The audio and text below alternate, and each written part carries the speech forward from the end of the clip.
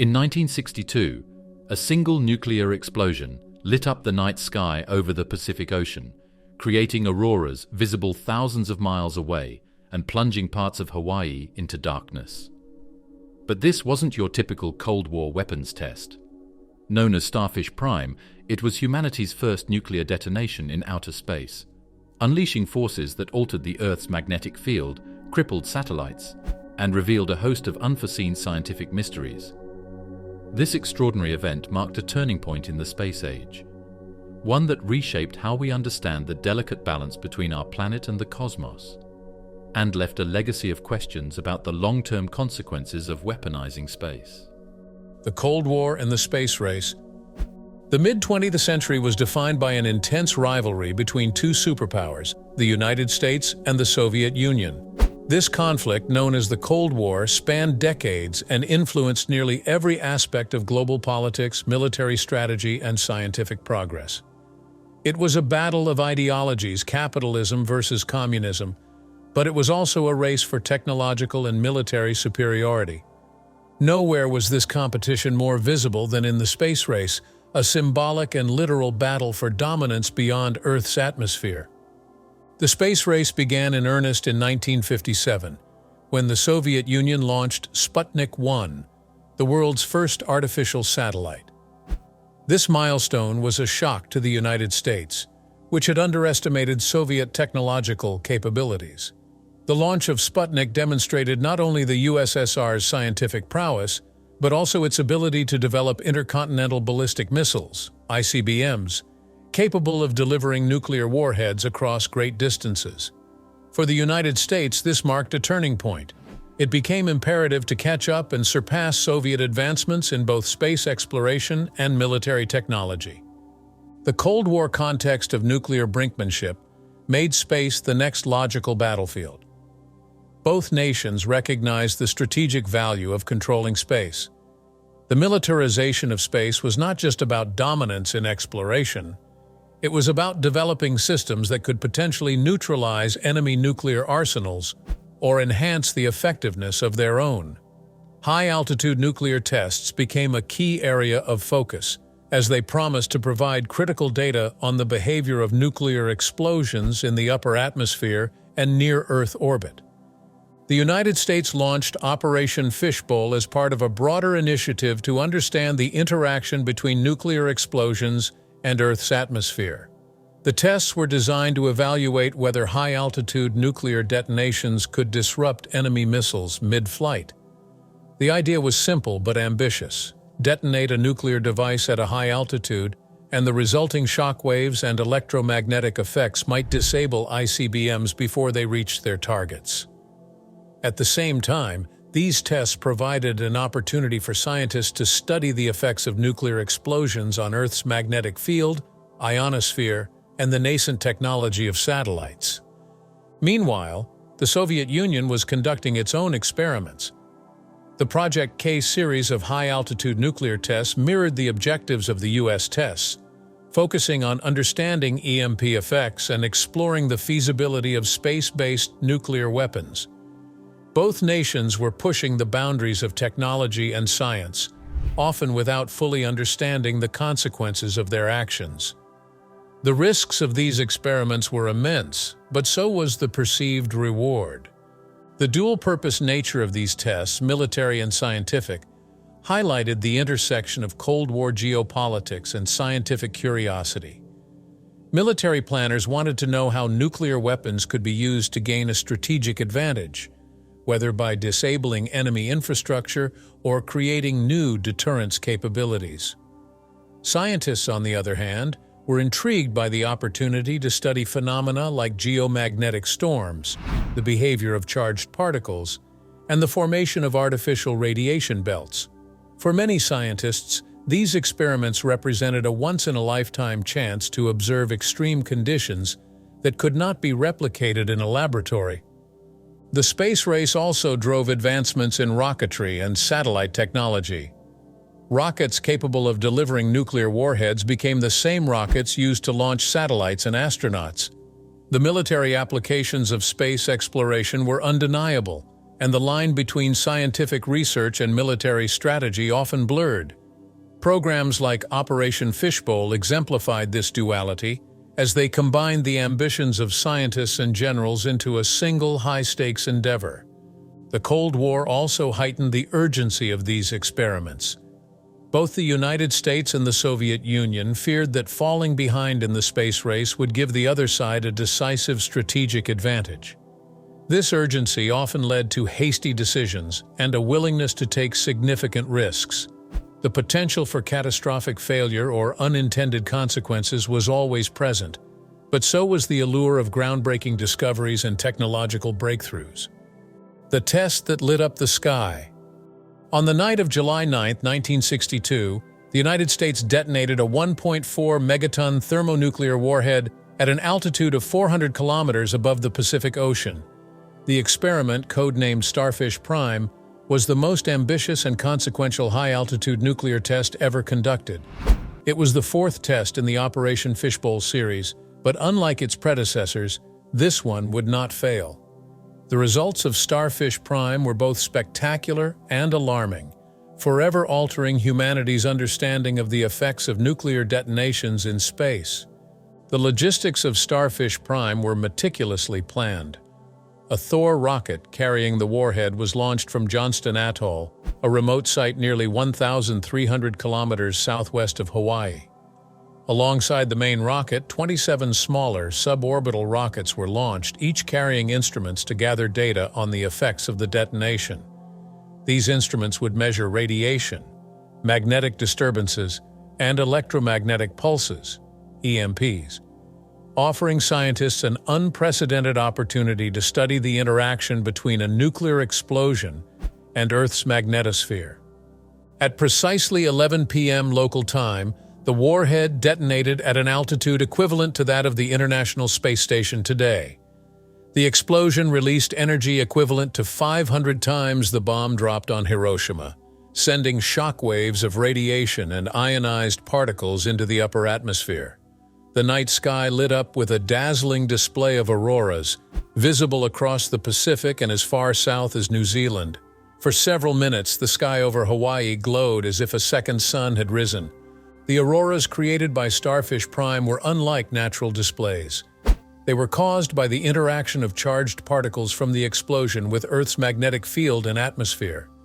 These man-made auroras, characterized by vibrant greens and reds, stretched across thousands of kilometers, mesmerizing observers on the ground. Reports from Hawaii described a surreal scene. The sky was illuminated for 6 minutes, disrupting the darkness of the tropical night. But the beauty of the display masked the chaos unfolding beneath it. The test also had immediate consequences for the burgeoning field of satellite technology.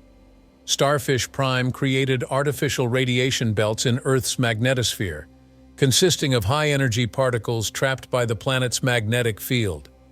These belts caused irreparable damage to several satellites, including Telstar 1, the first communication satellite, and Ariel 1, the first British satellite. The intense radiation shortened their operational lifespans and disrupted their functions, highlighting the risks posed by high-altitude nuclear tests to space-based systems. Starfish Prime's immediate impacts were a mix of awe-inspiring phenomena and unsettling disruptions. On one hand, it demonstrated the dramatic and far-reaching effects of nuclear explosions in space. On the other, it revealed the fragility of modern technology and the potential for unintended consequences. For the scientists and military officials involved, the test was both a success and a cautionary tale. In the aftermath of Starfish Prime, debates arose about the wisdom of continuing such tests. While the data gathered was invaluable for understanding space and nuclear physics, the risks posed to satellites and global infrastructure were undeniable. The artificial radiation belts persisted for years, creating a hazardous environment for spacecraft and delaying some planned missions. The silent fury of space-based nuclear explosions. Nuclear explosions in space operate under entirely different principles than those on Earth. Without an atmosphere to amplify the blast, the dynamics of a space detonation produce unique and often startling effects. These differences, illuminated during the Starfish Prime test, deepened scientific understanding of both nuclear weapons and the environments beyond Earth's surface. On Earth, the detonation of a nuclear bomb produces a devastating combination of heat, shock waves, and radiation. The mushroom cloud, a defining visual signature, forms when the explosion's heat interacts with the surrounding air, creating a rapid updraft. The atmosphere amplifies the energy, generating a deafening shock wave and a blinding flash, but in the vacuum of space, these atmospheric interactions are absent. There is no air to carry sound or generate shock waves, leaving the explosion eerily silent and visually distinct. In space, the energy of the explosion is released almost entirely as light, heat, and radiation, creating a rapidly expanding ball of superheated gas known as plasma. This plasma radiates outward in all directions, cooling and dissipating as it interacts with the particles in the surrounding environment. The lack of atmospheric pressure means there is no force to shape or constrain the blast. Instead, the explosion manifests as a brilliant spherical flash of light, devoid of the iconic mushroom cloud. Another distinguishing element of a space-based explosion is the absence of sound. On Earth, the massive force of a nuclear bomb creates a loud boom that may be heard across long distances.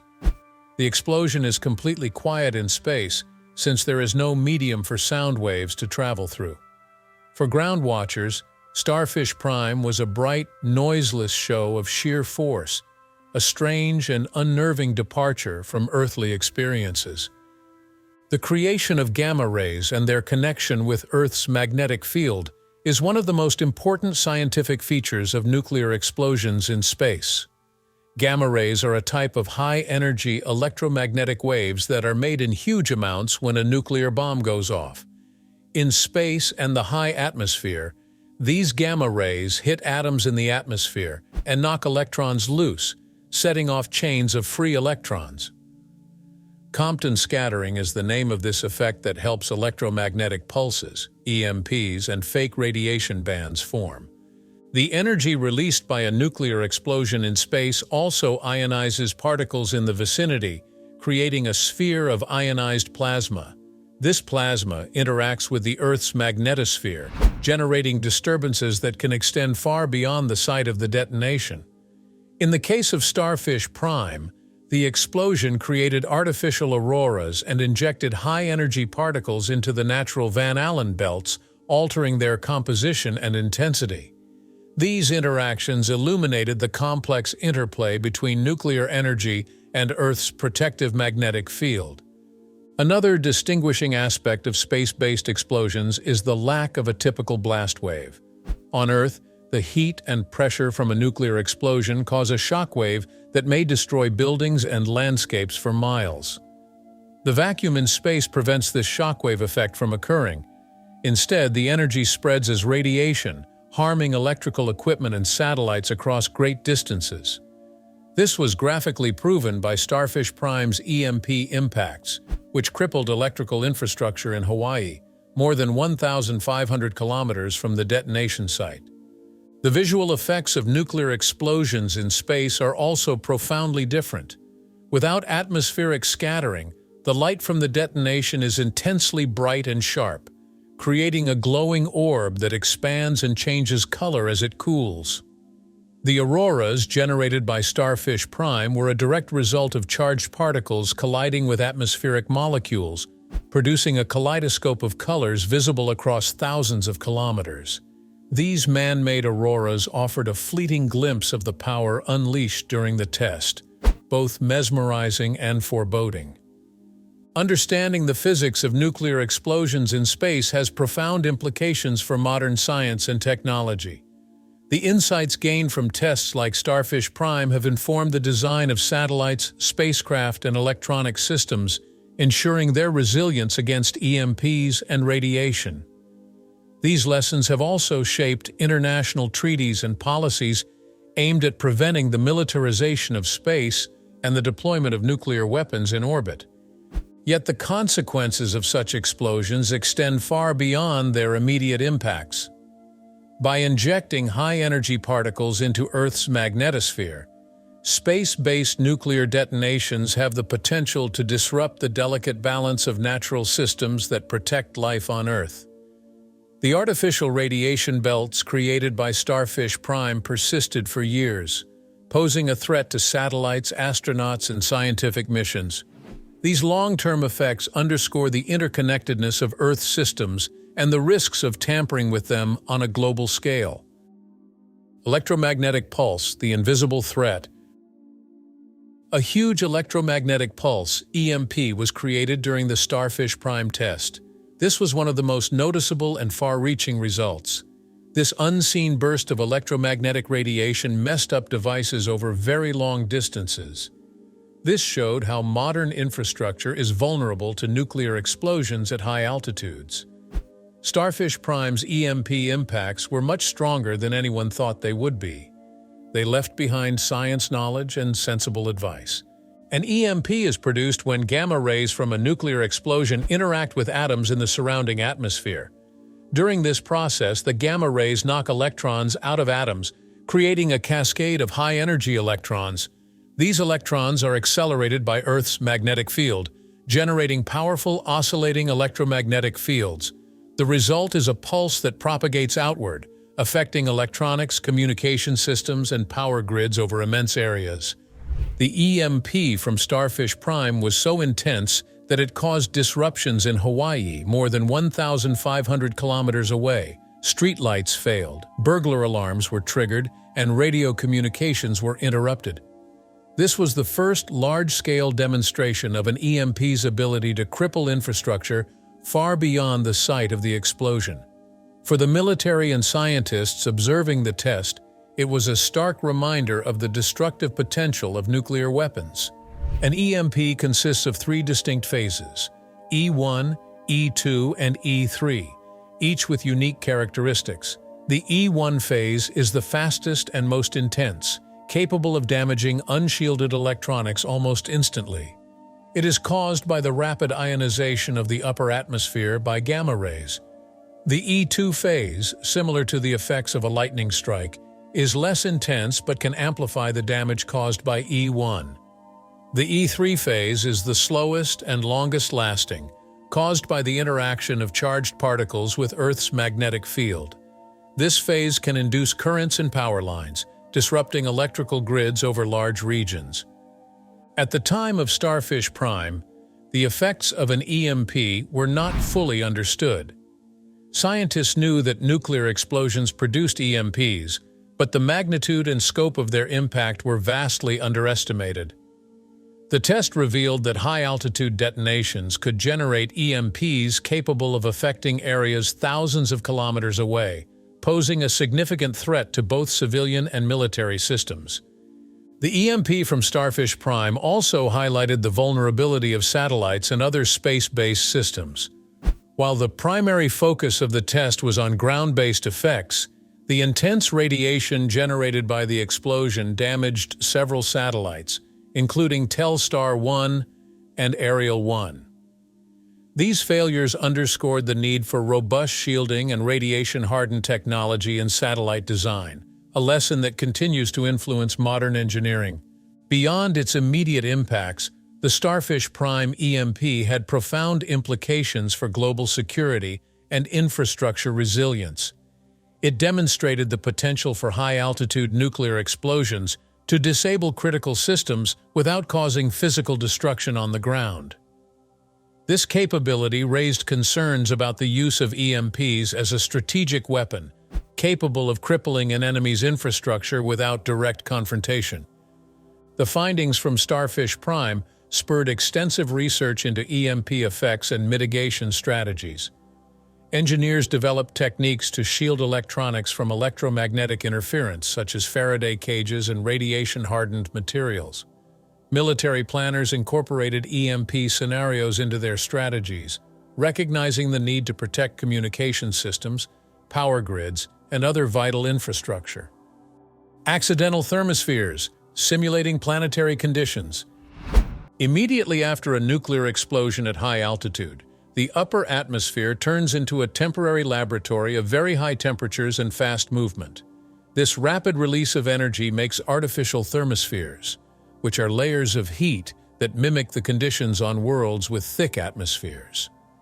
These unplanned studies gave us a chance to learn about how heat, pressure, and motion work together in planetary settings in a way that had never been done before. The thermal gradients produced by these explosions were unlike anything observed under natural conditions. In an instant, localized temperatures soared to thousands of degrees Kelvin, causing abrupt and extreme variations between heated zones and surrounding cooler regions. Such rapid changes closely resemble the dynamics within Venus's thick, heat-trapping atmosphere, where steep gradients occur due to solar energy interacting with dense cloud layers. These nuclear-induced heat zones provided a unique chance to observe how thermal energy propagates through an atmosphere, a process rarely visible on Earth. The energy released also triggered atmospheric currents that surged through the thermosphere. These currents were transient, often dissipating within minutes, but they mirrored patterns observed on other worlds. The sudden pressure differences created oscillations and waves, resembling the dynamic circulation systems of Venus or the swirling currents of Titan's nitrogen-rich atmosphere. Observing these fleeting currents allowed researchers to explore how energy and momentum transfer through atmospheres shaped by intense energy inputs. High temperatures produced in the upper atmosphere also drove unusual chemical reactions.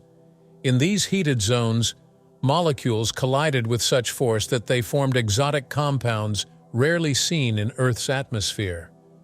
These transient chemicals, including oxides with unusual properties, mimicked reactions expected in high-pressure environments like Venus. Studying these reactions gave scientists insights into how heat can alter the chemical composition of an atmosphere, a vital factor in understanding extraterrestrial climates. The thermal impact of nuclear detonations also created temporary layering in the atmosphere. This stratification resembled inversions seen in other planetary atmospheres, where heat becomes trapped between cooler layers, forming distinct zones.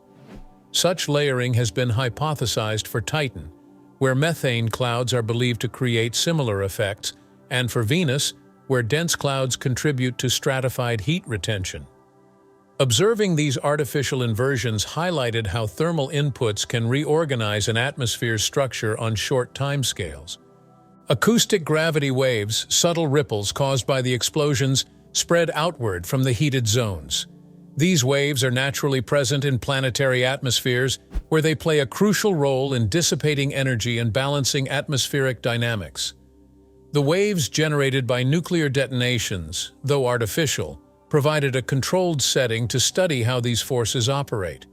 On Venus or Titan, similar waves are believed to help regulate heat distribution, making these observations critical for understanding extreme atmospheric environments. Shock waves from the detonations offered another fascinating parallel.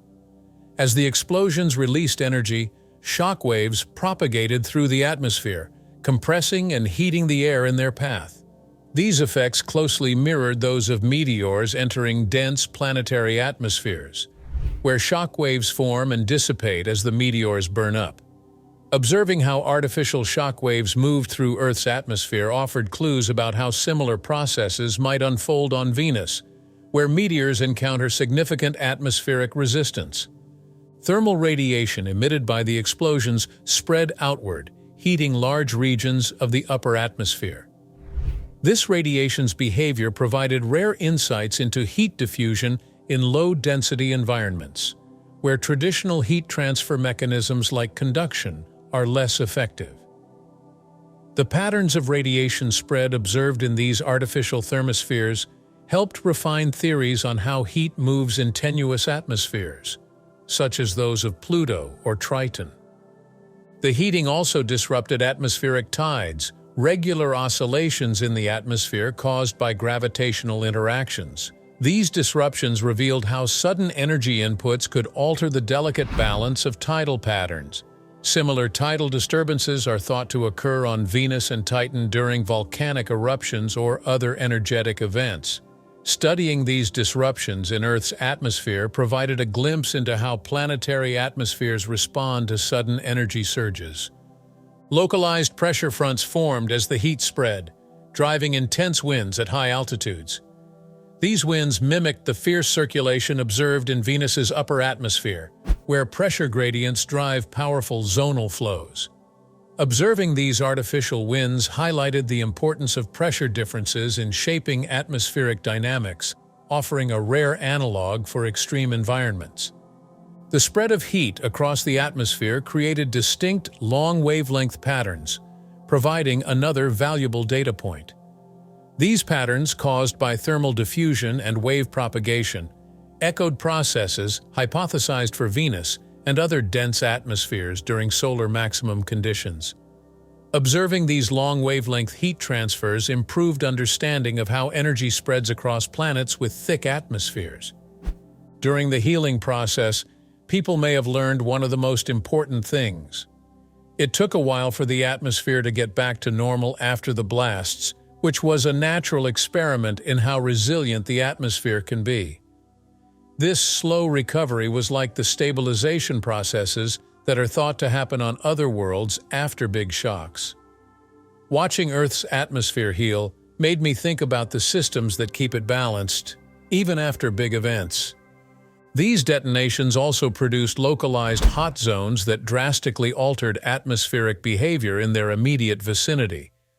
These zones, though short-lived, provided a glimpse into how localized heating affects atmospheric structure and dynamics. Similar processes are expected in regions of Venus exposed to concentrated solar energy, where localized heating drives intense weather patterns. The artificial thermal cycles initiated by nuclear detonations, rapid heating followed by gradual cooling, mirrored short-term atmospheric dynamics seen in other planetary systems. These cycles helped scientists understand how planets balance heating and cooling over time, a key factor in predicting climate behavior on extraterrestrial worlds. Even though they were only in one place, these man-made thermospheres had effects that spread through the high atmosphere and changed things far away from where the explosion happened. These bigger changes happened by accident, but they turned out to be a very useful model for learning how energy sources affect the atmospheres of planets on a world scale. It is thought that similar wave effects happen on Venus and Titan, where energy from the Sun or internal processes upset the atmosphere in large areas.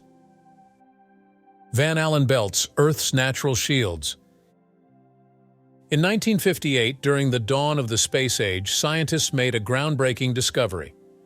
Earth is encircled by two distinct bands of charged particles now known as the Van Allen belts.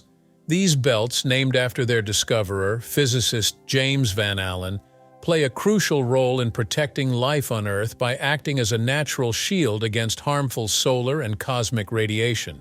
However, their discovery and later manipulation during high-altitude nuclear tests revealed the complex interplay between Earth's magnetic field and space weather. The Van Allen belts are composed primarily of protons and electrons trapped by Earth's magnetic field. These particles originate from the solar wind, a stream of charged particles emitted by the Sun, and cosmic rays from beyond the solar system. The magnetic field acts as a barrier, capturing these particles and preventing them from reaching Earth's surface. Without this natural protection, life on Earth would be exposed to lethal doses of radiation, and the planet's atmosphere could be gradually eroded by solar wind. The belts are divided into two primary regions. The inner belt, located between 1,000 and 12,000 kilometers above Earth's surface, contains high-energy protons and is more stable.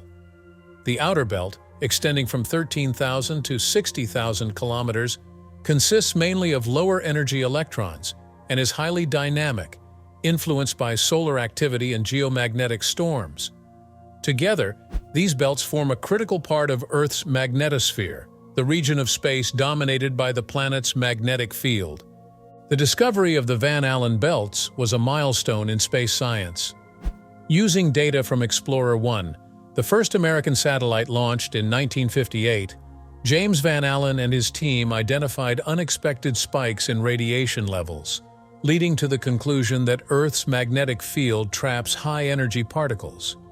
This finding not only advanced scientific understanding but also had practical implications for space exploration. Engineers designing spacecraft and satellites now had to account for the radiation hazards posed by these belts.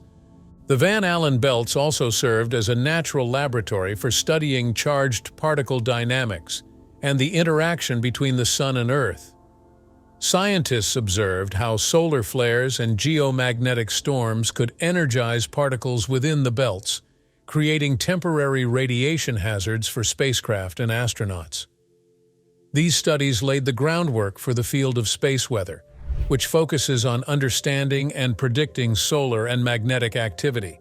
However, the belts also pose challenges. Early spacecraft and satellites lacked the radiation shielding needed to operate safely within these regions. The intense radiation in the inner belt, in particular, could damage electronic systems and pose risks to astronauts. As a result, mission planners carefully designed trajectories to minimize exposure, often opting for orbits that avoided the belts altogether. The significance of the Van Allen belts became even more apparent during high-altitude nuclear tests like Starfish Prime. The detonation of a nuclear weapon at 400 kilometers above Earth injected a massive amount of charged particles into the magnetosphere, artificially enhancing the belts and creating new radiation hazards. The natural balance of the Van Allen belts was disrupted, and the resulting artificial radiation belts persisted for years, damaging satellites and complicating space missions. This manipulation of the Van Allen belts highlighted both the fragility and resilience of Earth's natural systems. It also underscored the need for further research into the long-term effects of human activities on the magnetosphere. The data gathered during these experiments provided valuable insights into particle dynamics, radiation shielding, and the interaction between nuclear energy and space environments. Today, the Van Allen belts remain a subject of active research. Modern satellites, such as NASA's Van Allen probes, continue to study these regions, offering new insights into their structure and behavior. Understanding the belts is critical for protecting astronauts and spacecraft during missions to the Moon, Mars, and beyond. The lessons learned from their discovery and manipulation have shaped decades of space exploration and continue to inform the design of future technologies. Starfish Prime's impact on the Van Allen belts. When the Starfish Prime test detonated a 1.4 megaton nuclear warhead at an altitude of 400 kilometers, it unleashed more than a spectacular light show. The explosion injected a massive quantity of high-energy particles into Earth's magnetosphere, dramatically altering the natural Van Allen belts. This artificial enhancement of the belts introduced new radiation hazards that persisted for years, posing significant challenges to satellites, spacecraft, and the understanding of Earth's magnetosphere. The natural Van Allen belts are composed of protons and electrons trapped by Earth's magnetic field, forming stable, donut-shaped regions around the planet. Starfish Prime disrupted this balance by introducing an enormous influx of additional charged particles. These particles, propelled by the energy of the explosion, became trapped in the magnetosphere, creating artificial radiation belts that overlapped and intensified the existing natural belts. These artificial radiation belts were unprecedented in scale and persistence.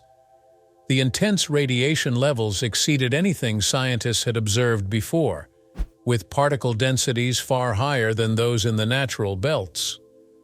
The particles injected by Starfish Prime remained trapped for years, gradually dissipating as they collided with atmospheric molecules or escaped into space. During their presence, they posed a major threat to satellites and other space-based systems.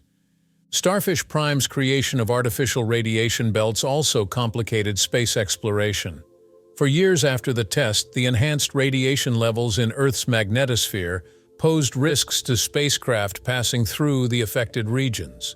This forced mission planners to adjust trajectories and delay certain missions to minimize exposure to the hazardous radiation. The data collected from these adjustments provided valuable insights into the behavior of high-energy particles in the magnetosphere, advancing the field of space weather prediction. The disruption of the Van Allen belts by Starfish Prime also raised significant scientific questions.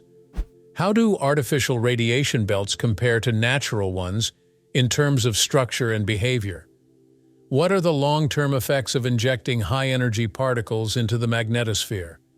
And how do such disruptions impact Earth's broader space environment? These questions drove decades of research, leading to a deeper understanding of particle dynamics and magnetic field interactions. Despite the challenges posed by the artificial radiation belts, the data gathered during and after Starfish Prime proved invaluable. Scientists were able to study the effects of high-energy particles on satellite systems, develop better radiation shielding materials, and improve models of particle behavior in Earth's magnetosphere. This knowledge laid the foundation for modern satellite engineering and mission planning, ensuring the resilience of space-based systems in radiation-rich environments. The artificial radiation belts created by Starfish Prime also underscored the interconnectedness of Earth's systems and the cosmos. The test revealed how human activities in space can have far-reaching consequences, affecting natural systems that play a critical role in protecting the planet. It served as a stark reminder of the need for responsible space exploration and the importance of understanding the potential impacts of human actions on the environment, both terrestrial and extraterrestrial. Neutrino storms and the fallout of high-altitude detonations. Neutrinos move through matter with very little resistance. Every second, billions of them pass through your body without leaving a mark. These ghostly particles are born in some of the universe's most violent events, like supernovae. They also come from high-altitude nuclear detonations, which is a surprise. These blasts, which happened during the Cold War, accidentally released bursts of neutrinos, which opened up new ways to study basic physics that were not known about for decades. When a nuclear weapon detonated at high altitude, it produces a staggering release of energy in the form of gamma rays, heat, and subatomic particles. Among these particles are neutrinos, generated in immense numbers during the nuclear reactions. Unlike other forms of radiation, neutrinos are indifferent to barriers, capable of passing through Earth's dense core or the vacuum of space as effortlessly as light through glass. At the time of these tests, the scientific tools to detect and study these fleeting neutrino bursts simply did not exist, leaving an untapped reservoir of insights floating unnoticed in the cosmos. The significance of these neutrino emissions lies not only in their sheer numbers, but in the pathways they trace. High-altitude explosions allowed neutrinos to spread in multiple directions, some penetrating Earth's core, while others streamed outward into space. As they traveled through Earth's layers, these neutrinos could have provided a unique means of scanning the planet's internal structure. In modern times, this approach is mirrored by neutrino observatories like IceCube, which detect neutrinos from cosmic sources to probe Earth's interior. If we could revisit the neutrino data from these nuclear events, we might uncover unprecedented details about our planet's composition and behavior under extreme conditions. The near-vacuum environment of high-altitude nuclear detonations created a rare laboratory for observing neutrino behavior. In these conditions, neutrinos could oscillate between their different types, electron, muon, and tau neutrinos, over relatively short distances.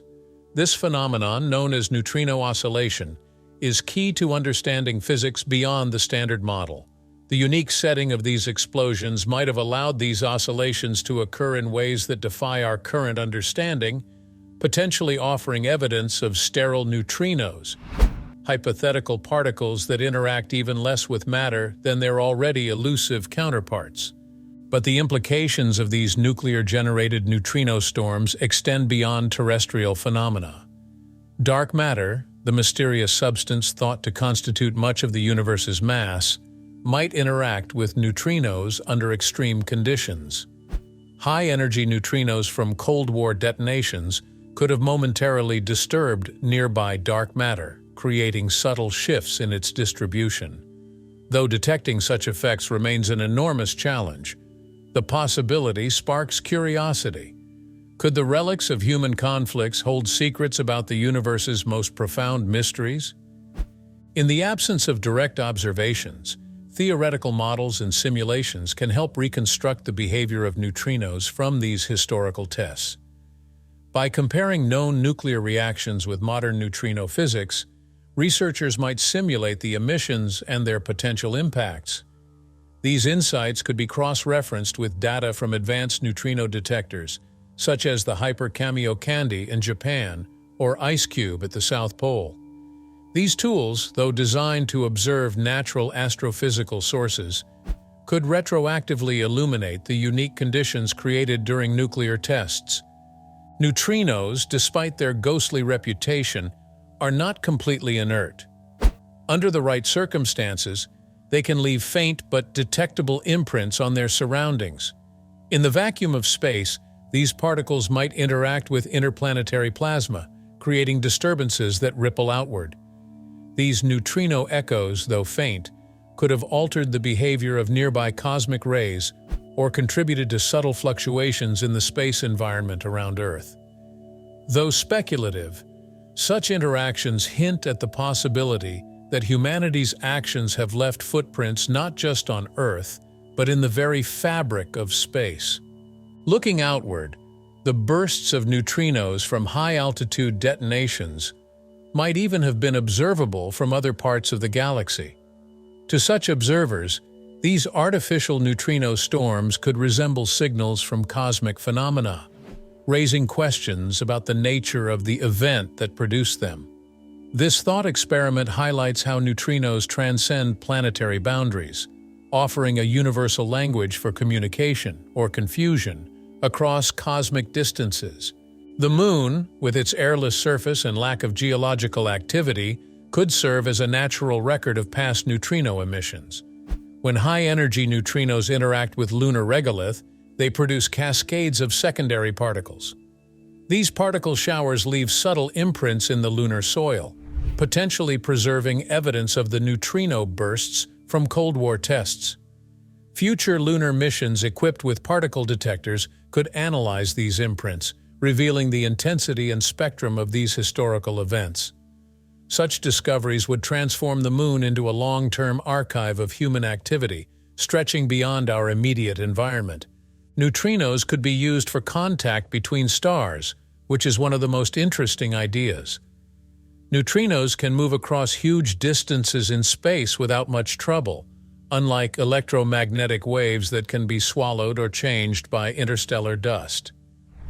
Today's technology isn't even close to being able to make guided neutrino beams, but the nuclear tests of the 20th century may have shown a basic way to do so by accident. These bursts, which can't be seen with today's technology, could be used as a proof of concept for future attempts to use neutrinos as a way to talk to people in other worlds. At extreme energies, neutrinos might even interact with one another, a phenomenon so rare it has never been observed in natural settings. High-altitude nuclear detonations briefly created conditions where such interactions might occur, offering insights into the physics of the early universe. These interactions could shed light on the nature of the Big Bang, where similarly extreme conditions prevailed, and offer clues about the dynamics of the universe's birth. In hindsight, the high-altitude nuclear tests of the Cold War can be reimagined as accidental experiments in fundamental physics. While their primary purpose was to showcase destructive power, they also generated conditions that mimic some of the universe's most extreme environments. By studying the legacy of these tests with modern tools, we could uncover insights that bridge the past and future of scientific discovery. Far from being a closed chapter in history, these events remain a rich source of unanswered questions and untapped potential. Artificial radiation belts, formation and decay. When a nuclear device is detonated at high altitude, it releases a vast number of energetic particles, including electrons and beta particles.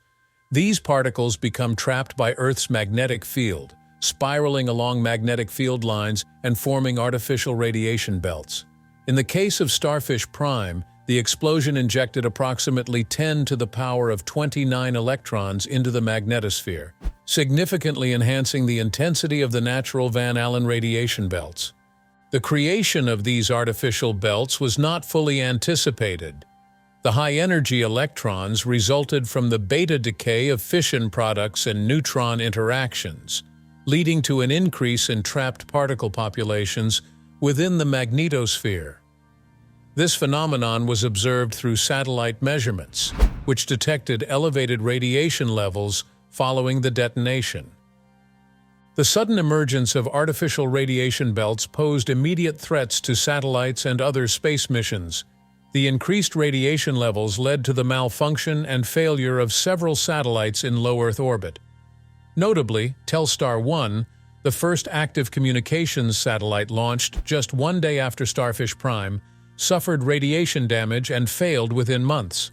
Other satellites, including Ariel 1, Track, and Transit 4B, experienced similar fates due to the intensified radiation environment. The enhanced radiation belts caused by the nuclear detonation increased the total ionizing dose incident on spacecraft, leading to the degradation of solar arrays, damage to electronic components, and, ultimately, mission failures. This highlighted the vulnerability of space assets to changes in the near-Earth radiation environment and underscored the need for improved radiation shielding and more robust satellite designs. Artificial radiation belts formed by high-altitude nuclear explosions, while disruptive, are not permanent and gradually decay through several natural mechanisms. Atmospheric drag, although minimal at high altitudes, contributes to particle loss, particularly at the lower edges of these belts. Interactions with Earth's magnetic field also play a significant role, scattering trapped particles into the atmosphere where they lose energy and are ultimately absorbed. Additionally, wave-particle interactions in the magnetosphere driven by electromagnetic waves alter the trajectories of these particles, causing them to precipitate into the atmosphere. Together, these processes help dissipate the radiation belts over time, mitigating their long-term impact. Studies have shown that the artificial radiation belts created by Starfish Prime persisted for several years, with some energetic electrons remaining detectable up to 5 years post-detonation.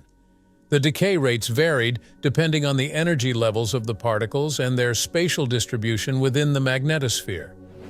Understanding these decay processes is crucial for assessing the long-term impacts of artificial radiation belts on space operations and for developing mitigation strategies to protect space assets. New molecules formed by high-altitude nuclear chemistry. In the thin, frigid layers of the upper atmosphere, the energy from nuclear blasts gives birth to short-lived isotopes and transient molecules, offering glimpses into a world of chemistry that's as fleeting as it is fascinating. The extreme heat and pressure from these detonations break down stable molecules in the atmosphere, like nitrogen and oxygen, into reactive fragments. These fragments, or radicals, collide and recombine in ways that defy the usual rules of chemistry at ground level.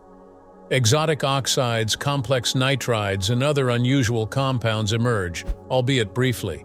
These molecular species provide valuable insight into how high-energy environments behave, mimicking conditions found in extreme cosmic settings like supernovae or active planetary atmospheres. Isotopic variations of common materials are produced as a remarkable byproduct of these nuclear-driven processes. In the aftermath of detonations, for instance, isotopes such as tritium, a radioactive type of hydrogen, appear. These isotopes change the atmospheric chemical pathways, which makes it possible to create compounds that normally wouldn't be there. For example, tritium forms tritiated water when it combines with oxygen. This radioactive molecule has distinct chemical behavior from ordinary water. These changes are also greatly influenced by the ripples produced by nuclear explosions. Gases are compressed into areas of great density as the explosion travels through the air. The abrupt reduction in pressure facilitates processes that normally would not be possible without it. Extreme phenomena such as Jupiter's lightning storms have been found to trigger similar processes in planetary atmospheres. Scientists have improved our knowledge of high-pressure chemistry by comparing these natural events to the debris left behind by nuclear explosions. Hydrocarbons, typically associated with organic life, have also been detected in the aftermath of these explosions. The high-energy environment breaks down atmospheric carbon dioxide and methane into smaller fragments, which then recombine into complex organic molecules. This mirrors the processes thought to have occurred on early Earth, where lightning and volcanic activity may have jump-started the chemical reactions that eventually led to life. The ability to recreate these reactions artificially allows researchers to study the pathways of prebiotic chemistry in unprecedented detail. Not all the molecules formed are benign.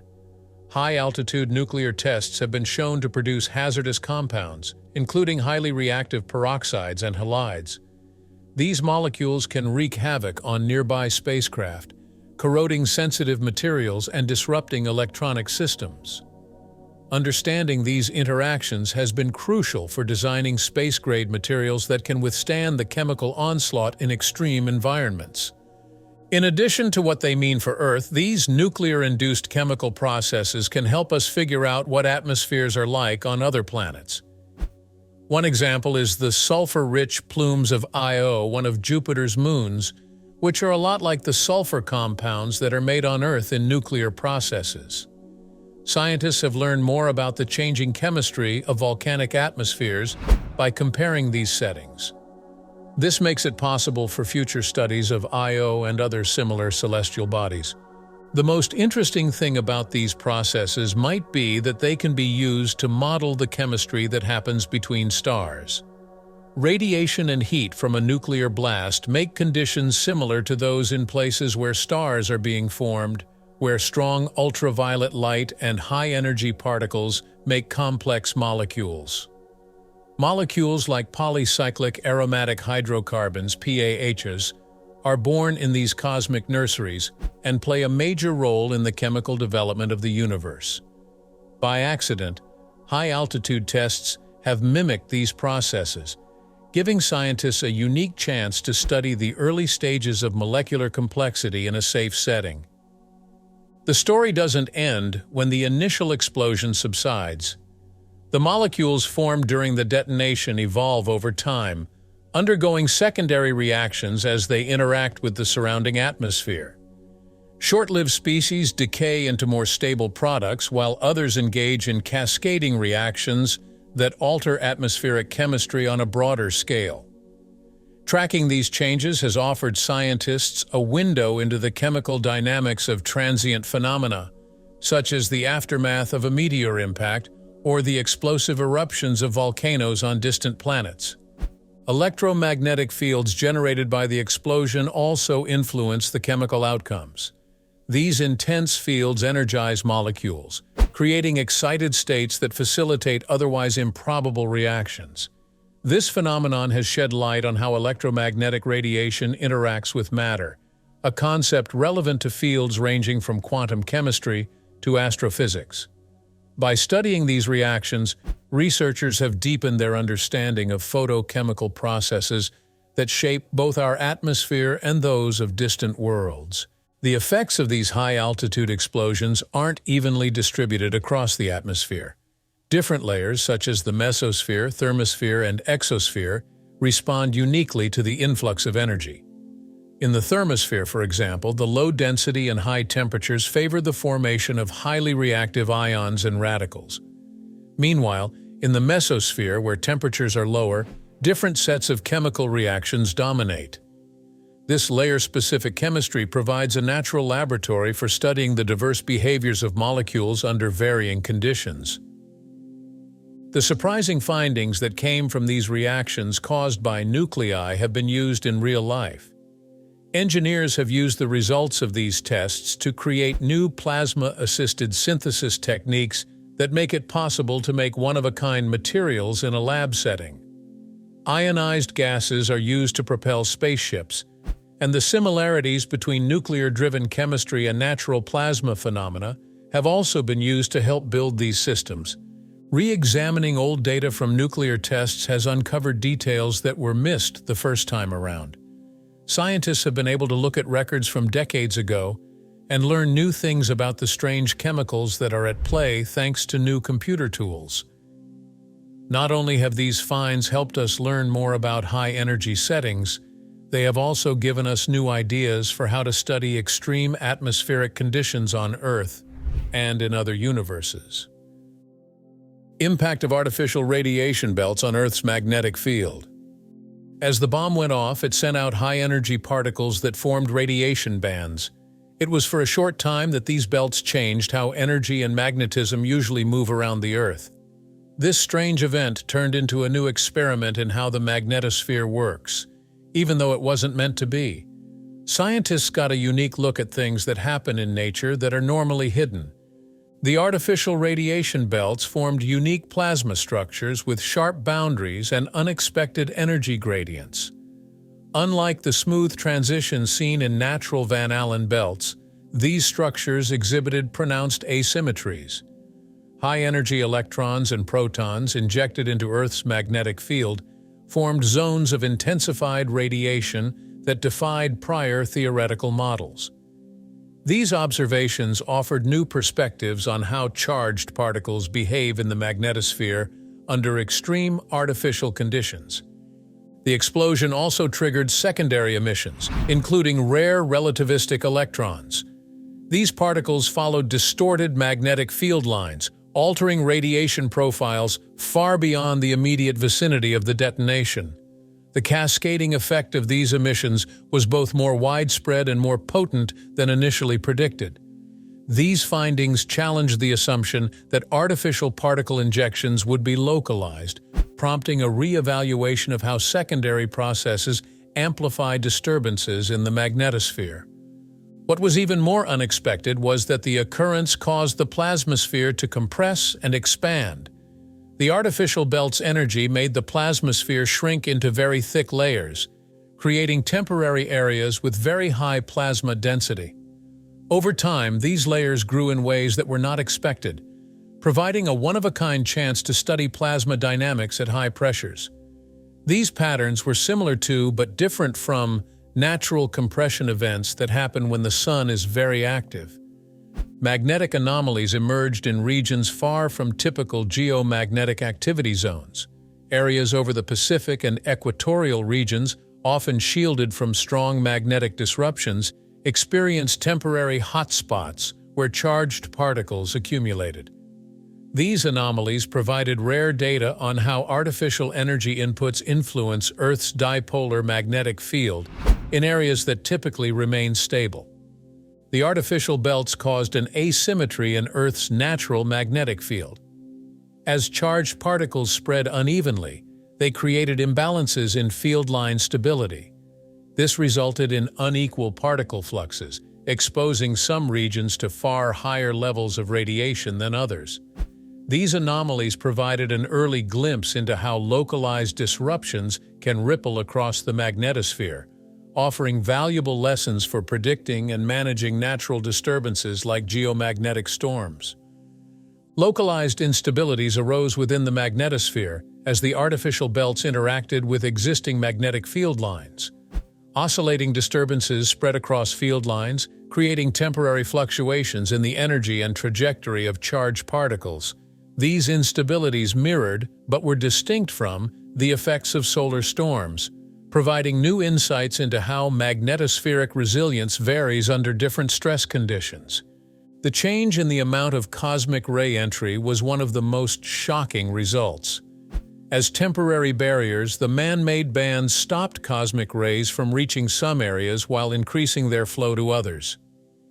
This event showed how adding manufactured energy can create protective effects in certain areas or increase radiation exposure in strange ways.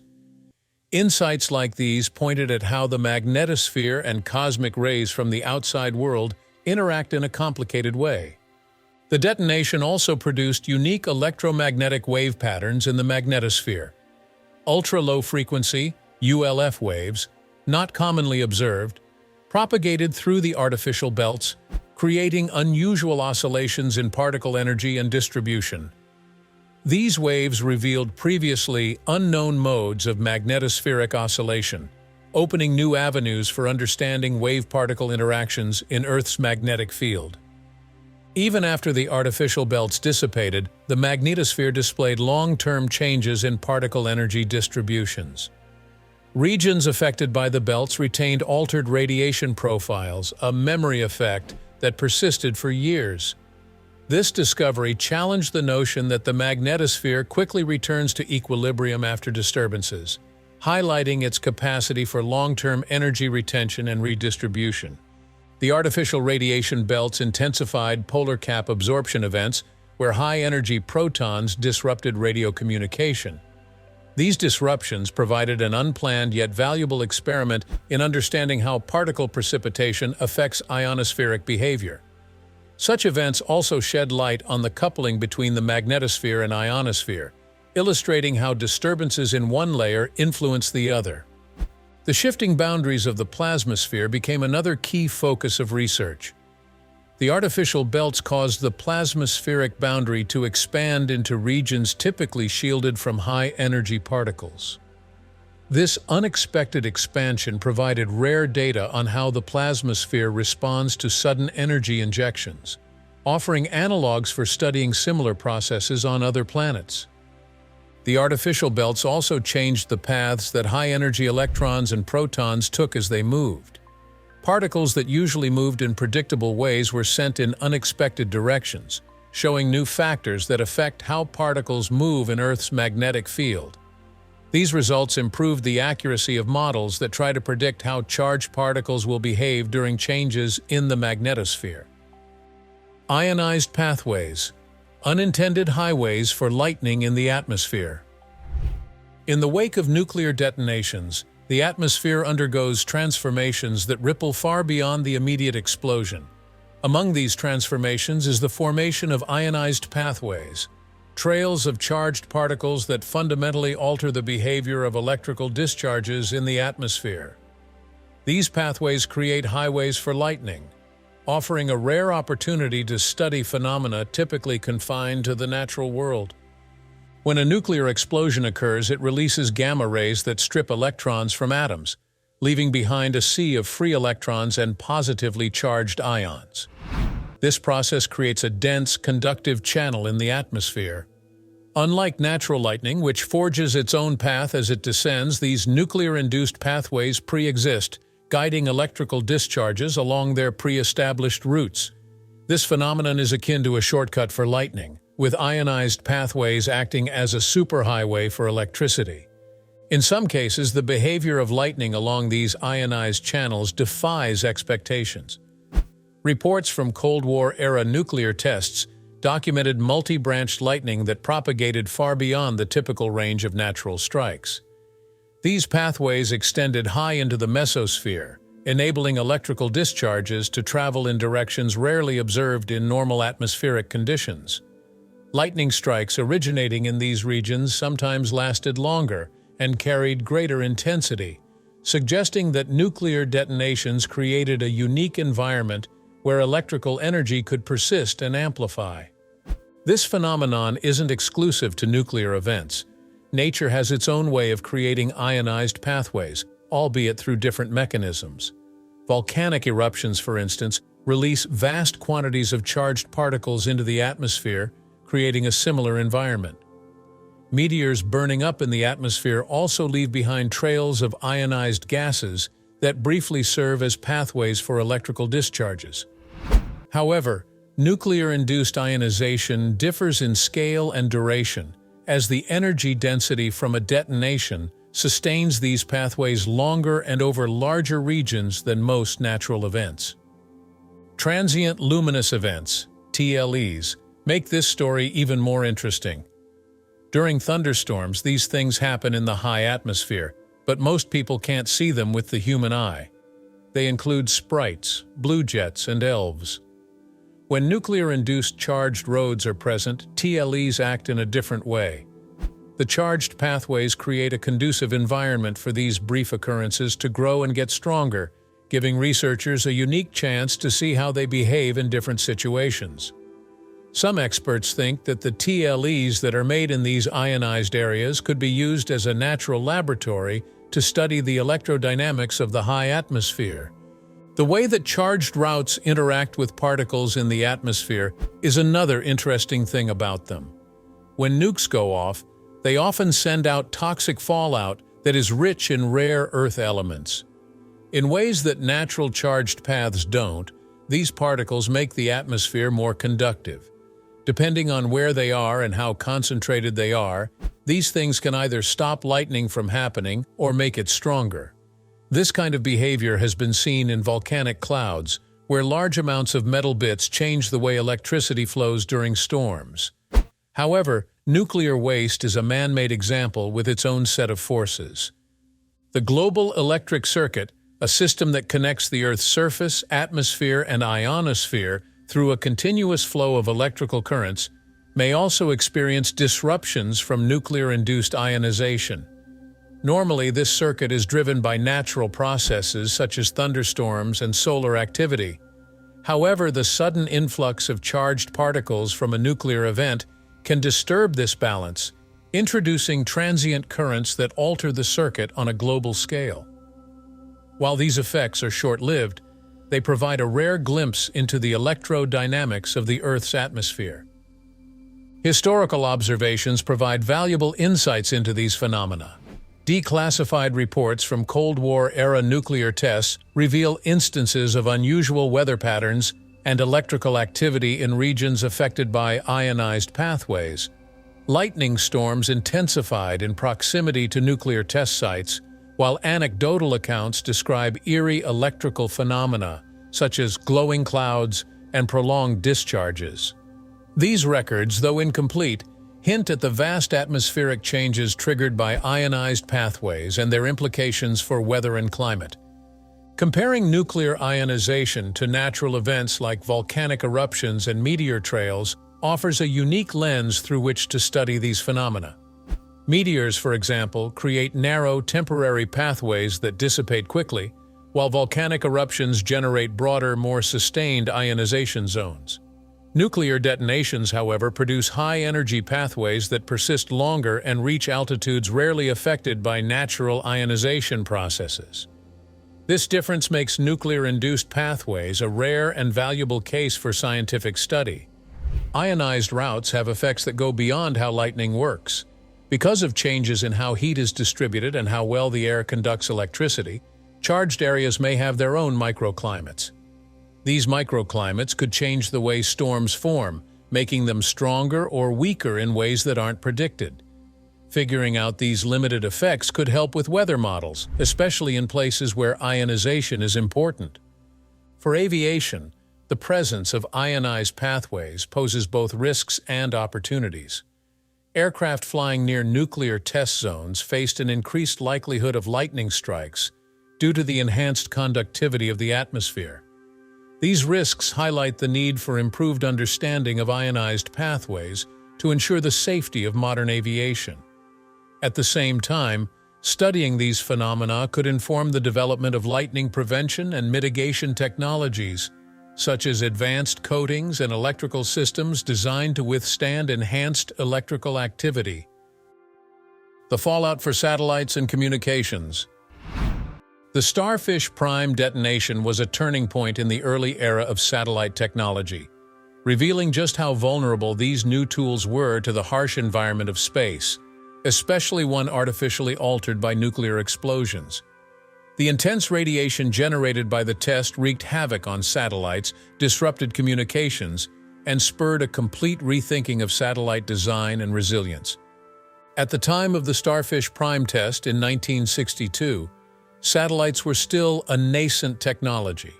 Pioneering satellites like Telstar 1, which had launched just a day before the test, symbolized humanity's first steps toward global communication systems.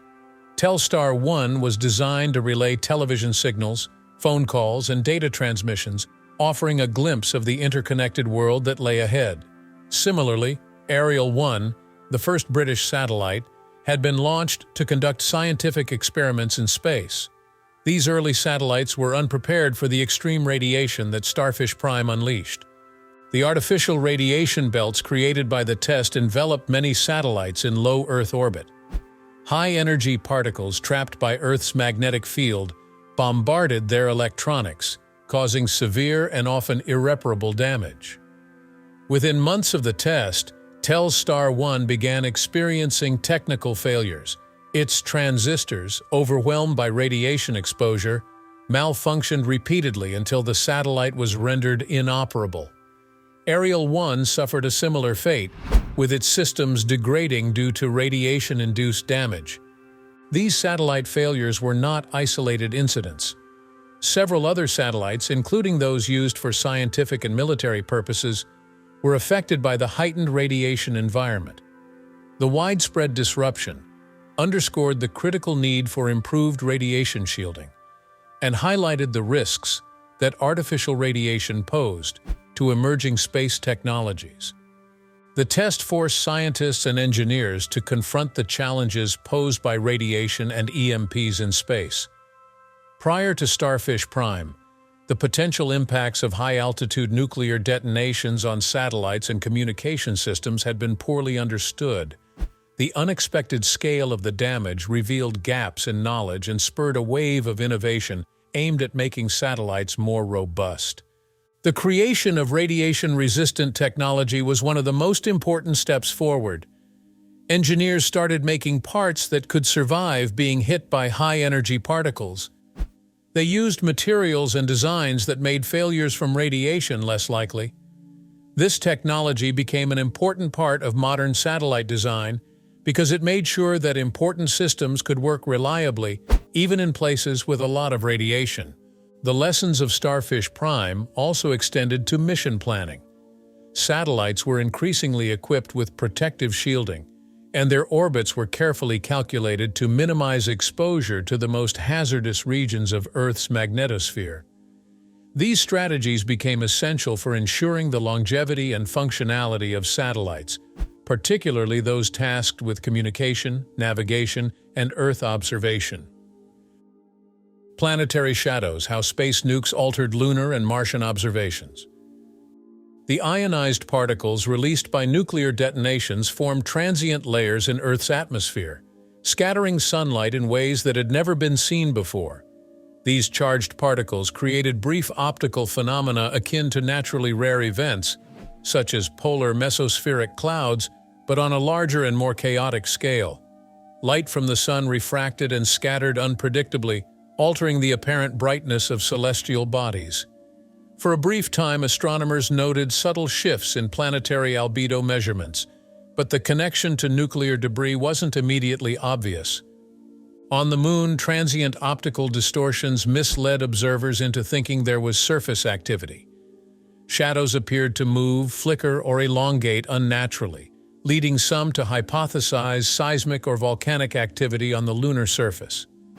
Later studies revealed that these phenomena were optical artifacts caused by high-altitude ionized particles interfering with Earth-Moon light pathways.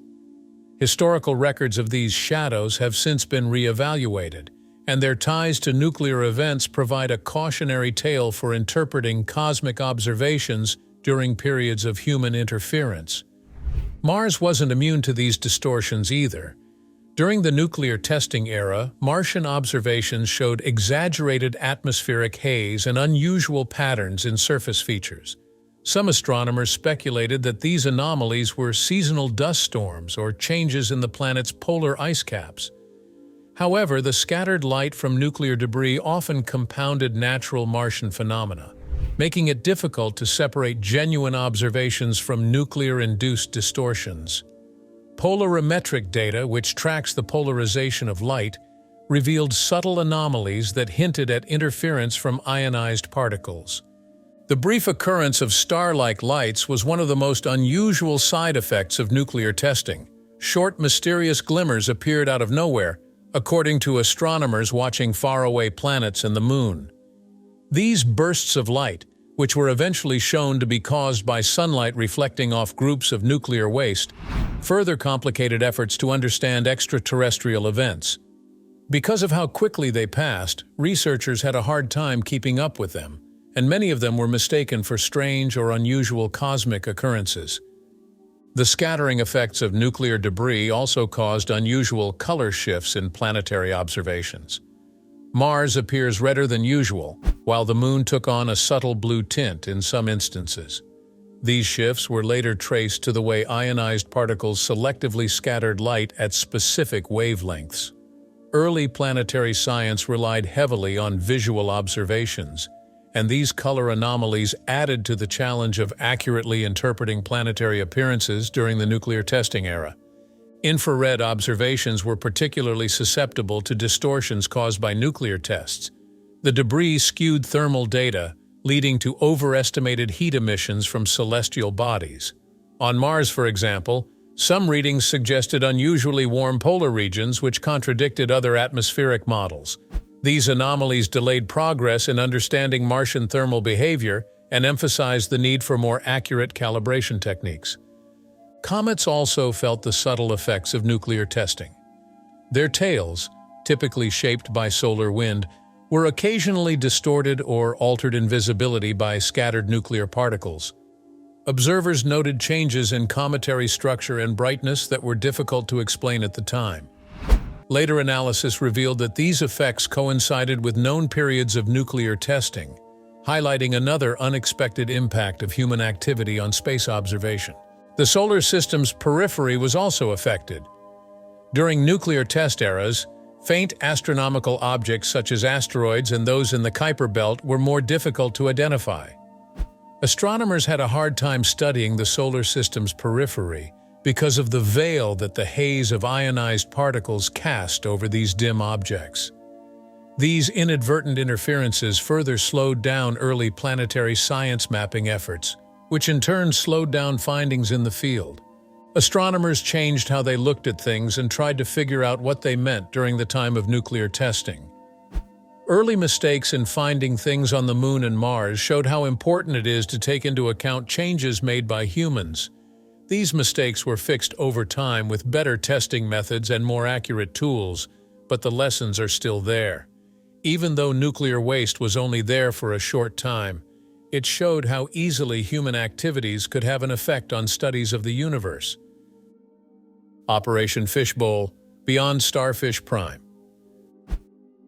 Starfish Prime was just one test in the ambitious Operation Fishbowl series, a suite of high-altitude nuclear detonations conducted by the United States in 1962.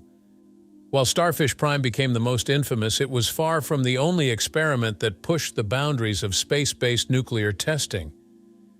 Other tests within Operation Fishbowl, such as Checkmate, Bluegill Triple Prime, Kingfish, and Tightrope, further explored the military and scientific implications of high-altitude detonations. Each test brought unique insights, challenges, and consequences, collectively shaping the understanding of nuclear explosions in space. The tests were conducted from Johnston Atoll, a remote location in the Pacific Ocean chosen for its isolation and strategic position. The overarching goals of Operation Fishbowl were twofold: to study the feasibility of using nuclear weapons to intercept incoming ballistic missiles, and to investigate the environmental and technological impacts of nuclear explosions at high altitudes. Scientists and military officials hoped to uncover data on electromagnetic pulses, EMPs, radiation dynamics, and their effects on communication systems and satellites. After the success of Starfish Prime, the focus shifted to testing smaller-yield weapons at varying altitudes. Each test in the series contributed to a growing body of knowledge about the behavior of nuclear explosions in the upper atmosphere and near-Earth orbit. Checkmate was detonated on October 20, 1962, at an altitude of 147 kilometers. With a yield of 20 kilotons, similar to the bomb dropped on Hiroshima, Checkmate was designed to evaluate lower-altitude EMP effects and their potential to disable missile systems. The test confirmed that even smaller-yield explosions could produce significant EMPs, though their effects were more localized compared to Starfish Prime. Next in the series was Bluegill Triple Prime, detonated on October 26, 1962, at an altitude of 48 kilometers. This test, conducted within the mesosphere, focused on understanding the interaction between nuclear explosions and the denser layers of the atmosphere. Bluegill Triple Prime produced dramatic visual effects, including an intense fireball, and provided valuable data on how lower-altitude detonations affected atmospheric dynamics. Kingfish, detonated on November 1, 1962, was one of the most scientifically significant tests of Operation Fishbowl. With a yield of 410 kilotons and an altitude of 95 kilometers, Kingfish was conducted within the Ionosphere, where its effects could disrupt long-distance radio communications and radar systems. The test revealed the potential for nuclear explosions to temporarily disable global communication networks, a chilling prospect during the height of the Cold War. The final test in the series, Tightrope, took place on November 4, 1962, at an altitude of 23 kilometers. Tightrope was aimed at evaluating the effectiveness of nuclear explosions as anti-missile measures. Although its yield was smaller, the data gathered from Tightrope helped refine missile defense strategies and provided insights into the challenges of intercepting high-speed projectiles in the upper atmosphere. Each test in Operation Fishbowl offered unique insights into the behavior of nuclear explosions at varying altitudes. Collectively, these experiments expanded understanding of EMPs, radiation belts, and the interaction between nuclear energy and Earth's atmosphere. However, they also highlighted the unintended consequences of such tests, from satellite damage to the creation of artificial radiation belts. Soviet Project K tests, a rival's response. While the United States was conducting Operation Fishbowl, the Soviet Union launched its own high-altitude nuclear experiments, known as Project K. These tests, carried out between 1961 and 1962, were the USSR's response to the escalating arms race and their pursuit of understanding the effects of nuclear explosions in space. Although less publicized than their American counterparts, the Project K tests offered critical insights into the behavior of nuclear detonations and highlighted the shared risks of high-altitude nuclear testing. Project K consisted of 7 nuclear tests, conducted at altitudes ranging from 40 to 300 kilometers over Kazakhstan. Unlike the remote Pacific Ocean sites used by the United States, these tests were performed closer to populated areas, amplifying their environmental and infrastructural consequences. The primary objectives of the Soviet tests were to evaluate the potential for electromagnetic pulse (EMP) effects to disrupt infrastructure and to gather data on the interaction between nuclear explosions and Earth's atmosphere. The most notable of these tests occurred on October 22, 1962, with the detonation of Test Hash 184. This explosion, with a yield of 300 kilotons, took place at an altitude of 290 kilometers. The resulting EMP caused widespread disruption, starting a fire at the Karaganda power plant and damaging over 1,000 kilometers of shallow-buried power lines between Salinograd and Alma-Ata. The test demonstrated the devastating potential of EMPs to disable electrical grids and critical infrastructure, even from great distances. This realization mirrored the findings of Starfish Prime and emphasized the global vulnerabilities to high-altitude nuclear detonations. While the EMP effects of Project K were significant, they were not limited to electrical systems. The tests also caused widespread radio communication disruptions, impacting both civilian and military networks. These outages revealed the far-reaching consequences of high-altitude nuclear explosions on the electromagnetic spectrum, an area of increasing importance in modern warfare and global connectivity. The Soviet tests also provided valuable scientific data on the behavior of radiation in the magnetosphere. Like Starfish Prime, the Project K detonations injected high-energy particles into Earth's magnetic field, creating temporary artificial radiation belts. These belts, though smaller in scale than those produced by Starfish Prime, pose similar hazards to satellites and spacecraft. The data collected during these tests informed Soviet research on radiation shielding and satellite resilience, contributing to the development of their space program. Project K differed from Operation Fishbowl in several ways. While the American tests often focused on high-yield explosions and their effects on global systems, the Soviet tests explored a broader range of altitudes and yields. This variation allowed the USSR to study the effects of nuclear detonations in different layers of the atmosphere, from the stratosphere to the ionosphere. The data gathered from these experiments expanded the scientific understanding of nuclear physics and atmospheric interactions. Artificial plasmas. Lessons learned about Earth's magnetotail. The magnetotail is one of the most dynamic regions of Earth's magnetosphere, extending far into space like a windswept ribbon of magnetic energy. High-altitude nuclear detonations in the mid-20th century unintentionally created artificial plasma clouds that interacted with this structure, offering rare glimpses into the intricacies of magnetospheric physics. These particles differ significantly from naturally occurring plasmas due to their unique composition, density, and velocity. Unlike solar wind-driven plasmas, artificial clouds are concentrated and contain a high proportion of energetic electrons and ions, resulting in behaviors that scientists had not encountered before.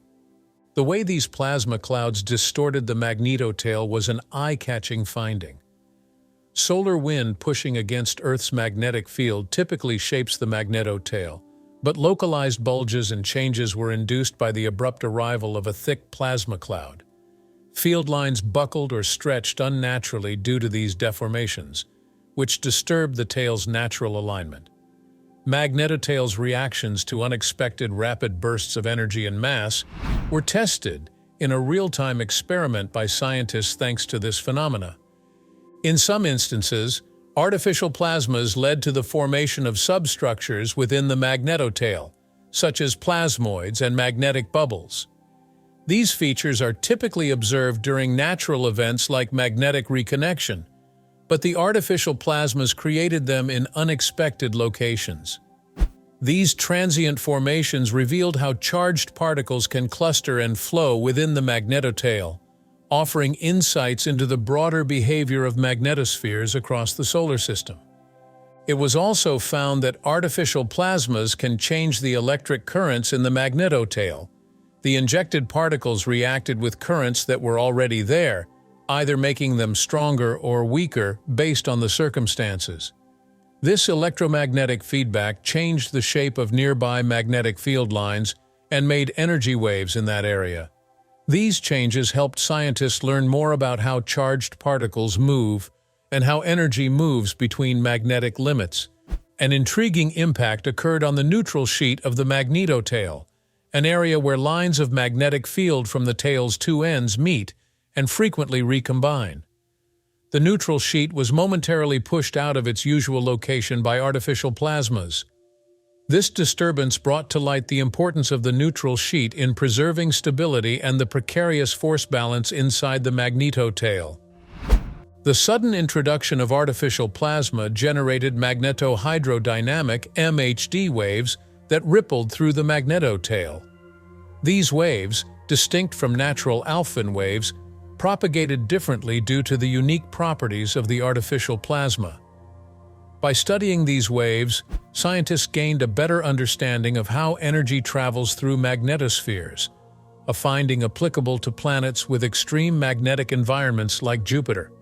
As the magnetotail absorbed the artificial plasma, it employed natural recovery mechanisms. Diffusion and charge redistribution slowly dissipated the plasma, restoring equilibrium. This process revealed the resilience of Earth's magnetosphere and its ability to self-regulate after disruptions, a feature that likely applies to other planetary systems as well. In some cases, artificial plasma interactions created transient magnetic islands in the tail lobe regions of the magnetotail. These small, isolated zones of magnetic energy affected local particle dynamics, creating unique acceleration environments. The presence of these islands provided clues about the magnetic pressure balance in the Magnetotail and the forces driving particle behavior in other regions of the magnetosphere. One of the best things about these studies was that they could be used in space science. Scientists have used what they've seen in Earth's magnetotail to figure out how magnetospheres on other worlds move and change. Saturn's magnetotail is shaped by its moon Enceladus, and Jupiter's magnetotail is shaped by Io's volcanic activity. Both of these magnetotails are very complicated, and some of their traits are similar to those seen on Earth during manufactured plasma events. Visual phenomena: the auroras of Starfish Prime. The Starfish Prime test didn't just create chaos, it also produced one of the most stunning and surreal visual displays ever seen in the night sky. For several minutes after the 1.4 megaton detonation, the skies above the Pacific Ocean transformed into a canvas of vivid, otherworldly colors. These man-made auroras, caused by the interaction of ionized particles from the explosion with Earth's atmosphere and magnetic field, became one of the test's most memorable and haunting features. A region within the ionosphere where charged particles are naturally abundant. When the explosion released a massive burst of high-energy particles, they collided with atmospheric molecules, creating brilliant auroras that stretched across thousands of kilometers. These auroras resembled the natural northern and southern lights but were far more intense and widespread, visible as far away as Hawaii, New Zealand, and even parts of Australia. For observers on the ground, the display was both mesmerizing and unsettling. In Hawaii, the night sky glowed in shades of green, red, and purple, as if illuminated by a second sun. The effects lasted for several minutes, lighting up the tropical evening with eerie brilliance. Descriptions from the time likened the scene to a giant rainbow bomb, a fitting moniker for the dazzling yet ominous phenomenon. The visual effects of Starfish Prime were not limited to auroras. The explosion's initial fireball created a blinding flash of light, visible across vast distances. As the fireball expanded, it transitioned into a glowing spherical plasma cloud, changing colors as it cooled and dissipated. This luminous sphere, set against the backdrop of space, was unlike anything seen before, a stark reminder of the power unleashed by the test. The auroras created by Starfish Prime were a direct result of the detonation's interaction with Earth's magnetosphere. The high-energy particles from the explosion were funneled along magnetic field lines, causing them to collide with atmospheric molecules and release photons, the basic particles of light. This process, which also drives natural auroras, was amplified by the sheer quantity and energy of the particles produced by the nuclear explosion. The effects were not purely visual. The ionized particles created by the detonation temporarily altered the upper atmosphere, affecting radio wave propagation and disrupting communication systems. This phenomenon, known as ionospheric scintillation, created signal distortions that added to the test's already significant impact on global communication networks. While the auroras were undoubtedly beautiful, they also served as a stark reminder of the environmental consequences of high-altitude nuclear testing. The ionized particles released by the explosion lingered in the atmosphere, contributing to the formation of artificial radiation belts and posing risks to satellites and other space-based systems. These belts persisted for years, disrupting scientific and commercial missions and complicating plans for future exploration. People remember the auroras of Starfish Prime as both a sight to see and a lesson to learn. They talked about how powerful nuclear weapons are and how they can change nature systems all over the world. In the same breath, they stressed how important it is to understand and protect the Earth's delicate balance, both on Earth and in space. Spaceborne acoustic vibrations post-explosion. Nuclear explosions in low Earth orbit showed something unexpected: weak, empty noises moving through the rarefied gases of the upper atmosphere. Space is thought to be a very quiet place where sound doesn't exist. This strange event made us question what we thought we knew about how sound travels and raised a lot of new questions about how shock waves and vibrations behave in almost vacuum circumstances.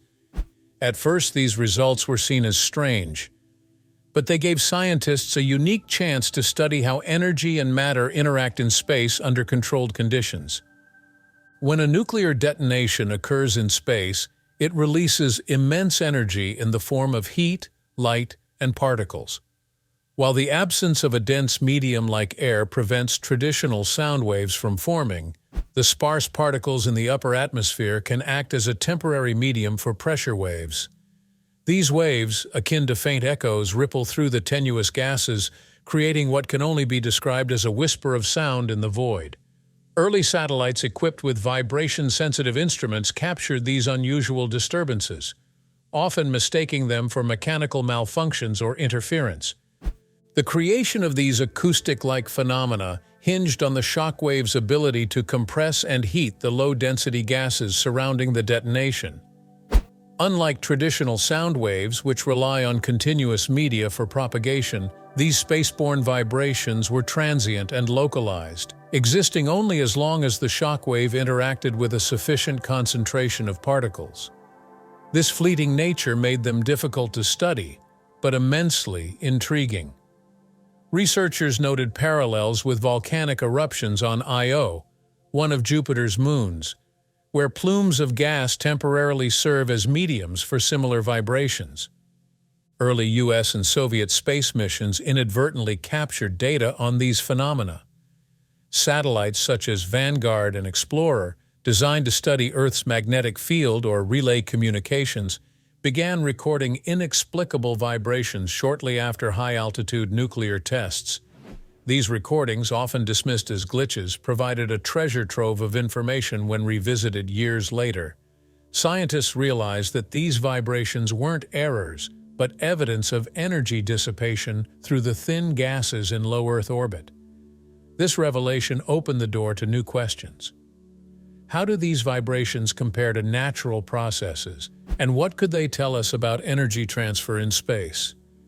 Being able to magnify these vibrations within specific gas pockets was one of the most intriguing things about them. Because of the low gravity in space, satellites or the remains of past launches could release gases that gathered into small, packed areas. As the nuclear shockwaves moved through these areas, they caused strong vibrations. These interactions showed how matter in space can change and behave in surprising ways. It also made people wonder how similar interactions might happen naturally around comets or asteroids, where gaseous outflow creates brief atmospheres. The study of these vibrational echoes provided insights into how artificial plasma clouds from detonations behaved. As the plasma cooled and dispersed, it became a reservoir for these faint pressure waves. The vibrations often persisted until the plasma fully dissipated, offering scientists a rare chance to observe the decay of energy in such environments. This phenomenon mirrored processes seen in volcanic eruptions on Io or gas plumes on Enceladus, Saturn's icy moon, where localized pressure waves offer clues about subsurface activity. Decades later, reanalysis of these early recordings brought a deeper understanding of their significance. Vibrations once thought to be nuisances or noise were revealed to be invaluable data points. They showcased how shockwaves interacted with gas densities and revealed unexpected pathways for energy dissipation. These findings also shed light on the behavior of particles in the thin atmospheres of celestial bodies, providing a bridge between artificial and natural processes. These waves had effects that went beyond Earth. Scientists who were studying Venus and Titan's thin atmospheres started to notice similarities between the way gases behave in these places and tremors caused by nuclei. In some situations, the thick layers of clouds on Venus may show similar localized pressure wave effects. Similarly, Titan's thick atmosphere could be used as a natural laboratory to study vibrational echoes caused by meteor strikes or cryovolcanic eruptions. The role of these vibrations in orbital debris evolution was another unexpected discovery. Acoustic waves generated by detonations subtly altered the trajectories of small debris particles. These changes, though minor, could influence the clustering or dispersion of debris fields over time. This insight had practical implications for managing orbital debris, a growing concern in modern space operations. Understanding how vibrations affect particle motion offered new strategies for predicting and mitigating the behavior of debris clouds. Energy dissipation mechanisms revealed by these vibrations provided further avenues for exploration. Scientists observed that the echoes highlighted pathways for energy to move through rarefied gases, processes that could be analogous to natural events like asteroid impacts or solar storms. These mechanisms not only deepened our understanding of Earth's upper atmosphere, but also offered a model for studying energy transfer in the thin exospheres of planets like Mercury. It's interesting that these movements also messed up the first satellite transmission systems. Satellites with microphones picked up noises that were first thought to be signal noise, but when they were looked at more closely, they were found to be sound-like effects caused by nuclear shock waves interacting with air around them. Realizing this led to the creation of stronger tools that can handle short-term vibrations, which will ensure the dependability of future research and communication missions. These observations have the potential to be used as markers of environmental changes in orbit, which was very exciting. Earth's seismic waves can show us what's below the surface. Similarly, these movements in space could show us where gas clouds, plasma densities, or other temporary events are happening. Scientists could learn more about how the Earth's upper atmosphere and other places in space work by following faint sound signals. The unexpected discovery of spaceborne vibrations also had implications for human presence in low Earth orbit. Sensitive equipment aboard spacecraft and habitats could be affected by these transient disturbances. Future designs would need to incorporate vibration-dampening systems to protect against such phenomena. Speculatively, if astronauts were exposed to these faint echoes during spacewalks, there could be subtle physiological effects, though these remain untested. Research into these vibrations has reached into the realm of potential space travel between stars. Nebulae and star-forming regions are examples of areas with a higher gas density. Therefore, scientists hypothesized that the same principles would operate there as well. Do you think these enormous clouds could be able to pick up weak echoes caused by shock waves from supernovae or stellar winds? This finding, if confirmed, might open up new avenues for research into the composition and dynamics of interstellar media. Global environmental fallout.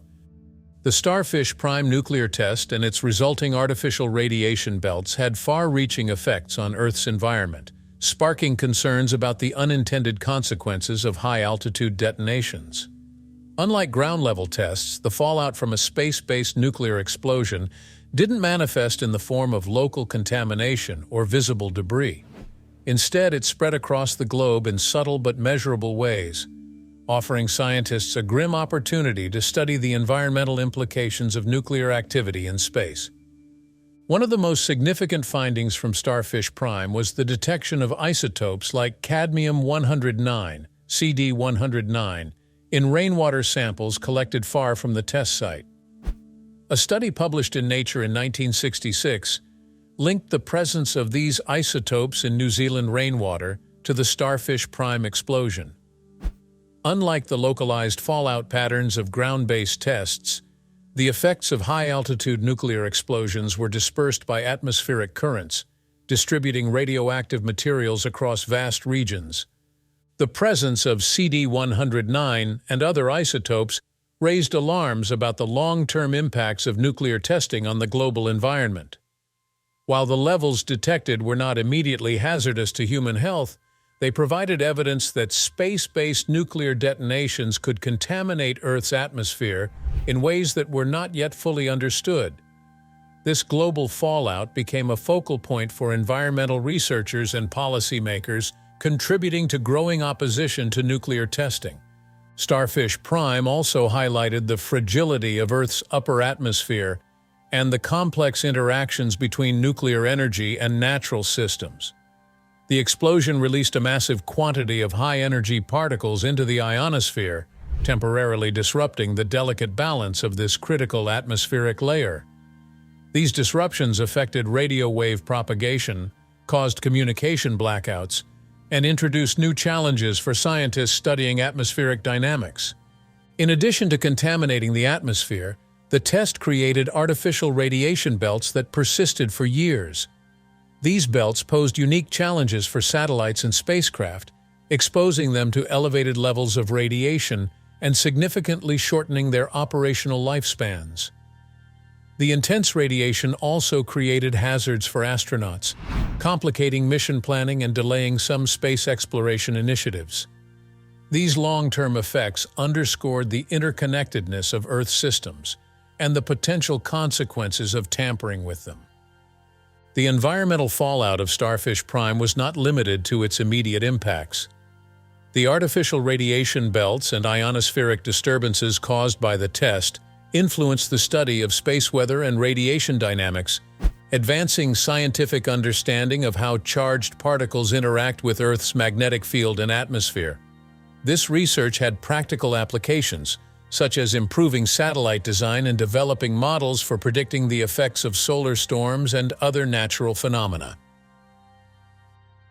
Nuclear explosions and the seismology of space. When nuclear devices were set off in space, they showed how complex the vibrational dynamics are that link Earth's layers, seas, and even its gravitational pull. Explosions at high altitude sent shockwaves in surprising directions, avoiding the thick atmosphere close to the surface and sending energy to the upper, less dense layers. These high-altitude tests, unlike surface-based detonations, made waves that acted differently and went far beyond where they started.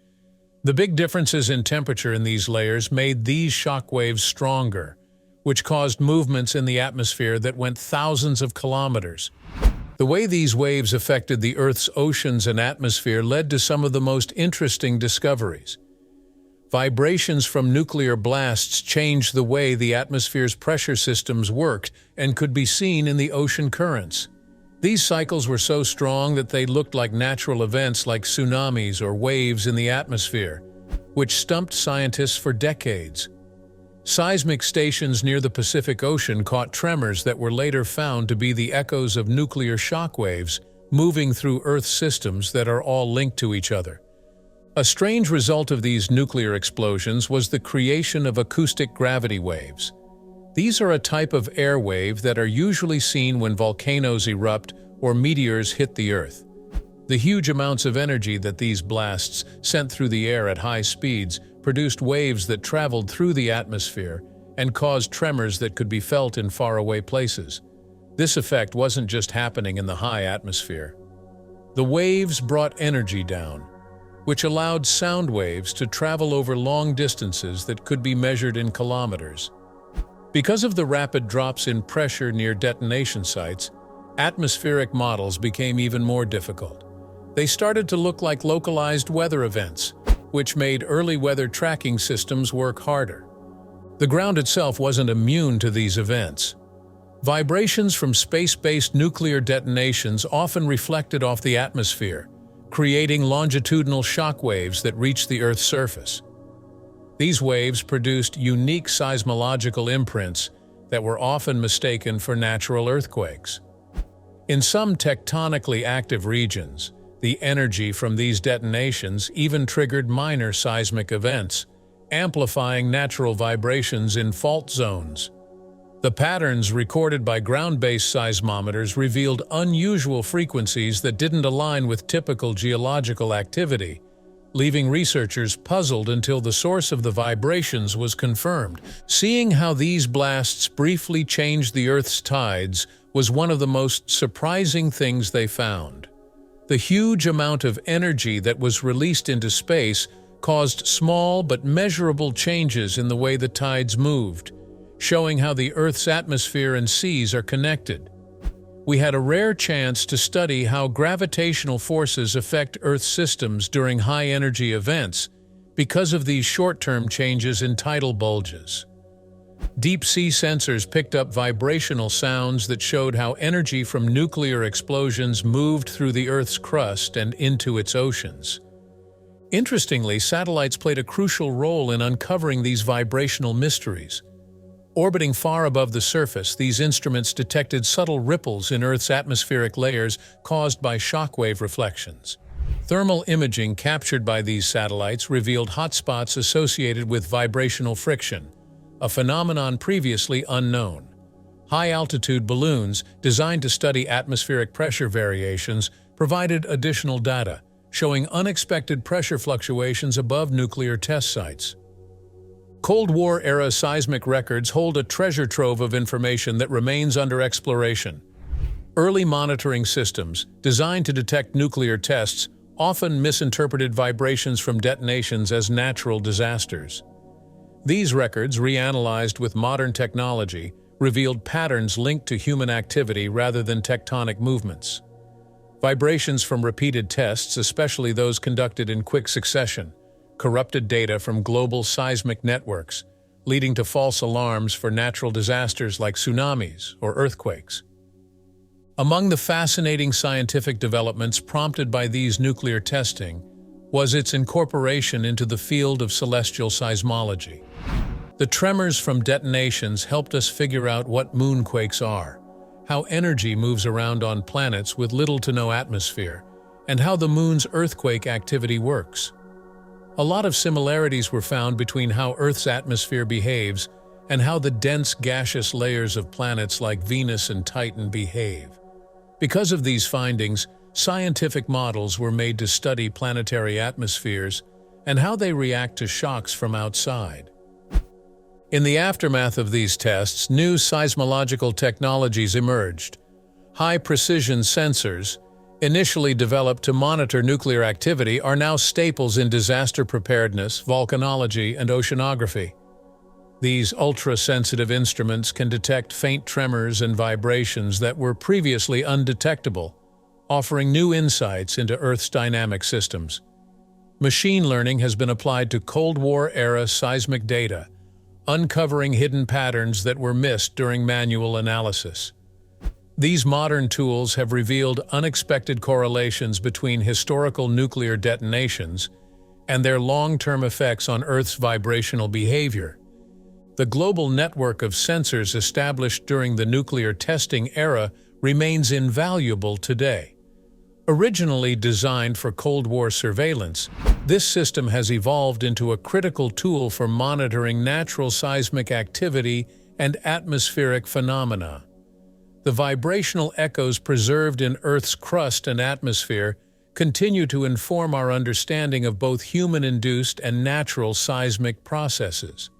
Collaborative efforts to reassess these data have yielded surprising insights, such as the discovery of vibrational anomalies that might otherwise have been dismissed as noise.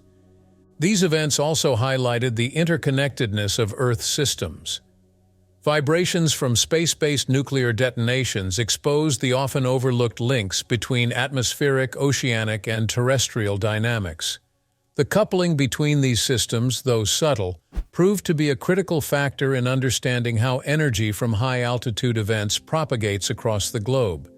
This knowledge has since been applied to a variety of scientific fields, from weather prediction to disaster mitigation. As scientists keep looking through the data from these nuclear events, they keep finding things they didn't expect. We now have a better idea of how energy moves around on Earth thanks to long-distance vibrational echoes, patterns found in sea sediment layers, and small changes in the planet's gravitational balance.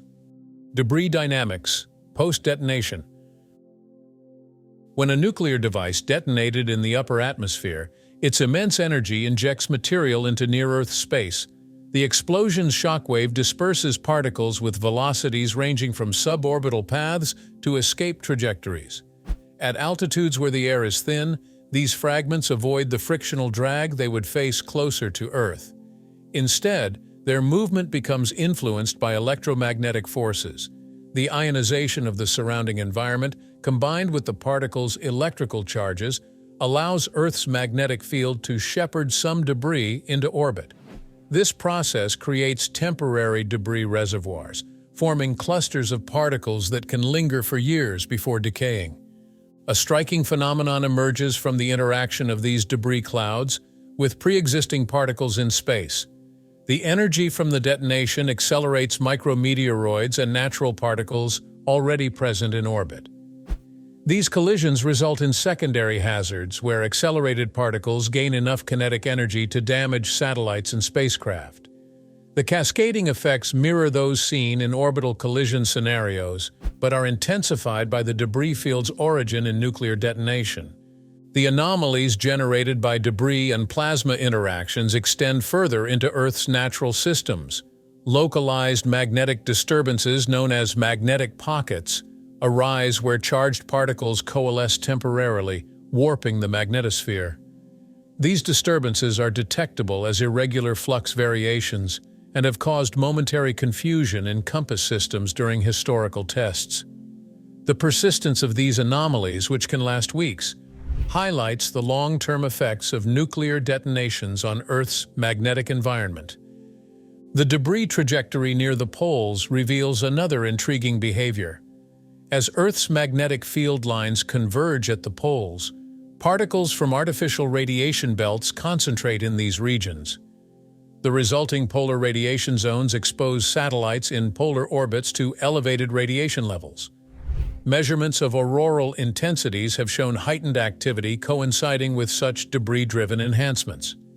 These polar phenomena often manifest as amplified auroras, with unique spectral patterns unlike those caused by solar storms. Fragmentation cascades within the debris field present another unexpected dynamic. As larger fragments collide, they break into smaller, faster-moving particles. This secondary fragmentation increases the overall count of microdebris, which proves difficult to track due to its size. Despite their small mass, these particles move at orbital velocities capable of puncturing spacecraft surfaces. The radioactive residues ejected into space during detonation, including isotopes such as strontium-90 and cesium-137, further complicate the situation. These residues form diffuse clouds that expand across orbits. Unlike larger debris, these isotopic particles interact with solar radiation pressure, creating unpredictable motion patterns. This behavior makes them particularly challenging to track, and their isotopic signature has served as a forensic tool to identify past nuclear detonations in space. As these particles gradually re-enter Earth's atmosphere, they produce localized ionization zones. These zones disrupt the chemistry of atmospheric layers, particularly in the thermosphere and ionosphere. Early observations during the Starfish Prime event noted ozone depletion patterns concentrated at mid-latitude regions, where re-entry angles concentrated debris impact. Such ionization effects have a ripple effect, influencing short-term weather patterns and radio communication pathways. The behavior of electrons released into the magnetosphere offers another layer of complexity. Artificial radiation belts, formed by the sudden injection of high-energy electrons, increase electron precipitation rates in Earth's upper atmosphere. These precipitation events energize atmospheric gases, triggering secondary ionization effects. Enhanced electron precipitation also alters shortwave radio propagation patterns, sometimes causing temporary blackouts over regions thousands of kilometers away from the detonation site. Debris dynamics occasionally extend as far as the Earth-Moon system. Particles propelled to higher altitudes by nuclear explosions can weakly interact with the Moon's exosphere. Evidence from lunar isotope analysis suggests traces of these interactions, offering a unique perspective on how high-energy events in Earth's vicinity influence celestial neighbors. The discovery of such isotopes on the Moon has opened new avenues for studying the far-reaching consequences of nuclear detonations in space. Geosynchronous orbits, hosting satellites critical for communication and weather monitoring, suffer disproportionately from the aftermath of nuclear debris. The stability of these orbits makes them more susceptible to the lingering effects of artificial radiation belts. Satellite malfunctions due to single-event upsets, SEUs, in onboard electronics have been documented, even years after the detonation. This vulnerability has driven advancements in radiation shielding and design modifications to protect satellites operating in these orbits. Microdebris formed during nuclear detonations represents an invisible yet formidable challenge. Vaporized materials from the explosion cool and condense into tiny particles, often undetectable by conventional debris tracking systems. Despite their diminutive size, these microdebris particles can erode spacecraft surfaces over time, compromising structural integrity. Reports from early satellite missions noted unexplained surface pitting and erosion, now attributed to this overlooked hazard. Thermal radiation bursts from debris clouds during atmospheric re-entry are another phenomenon tied to nuclear debris. As particles descend and encounter atmospheric friction, they release transient bursts of thermal energy.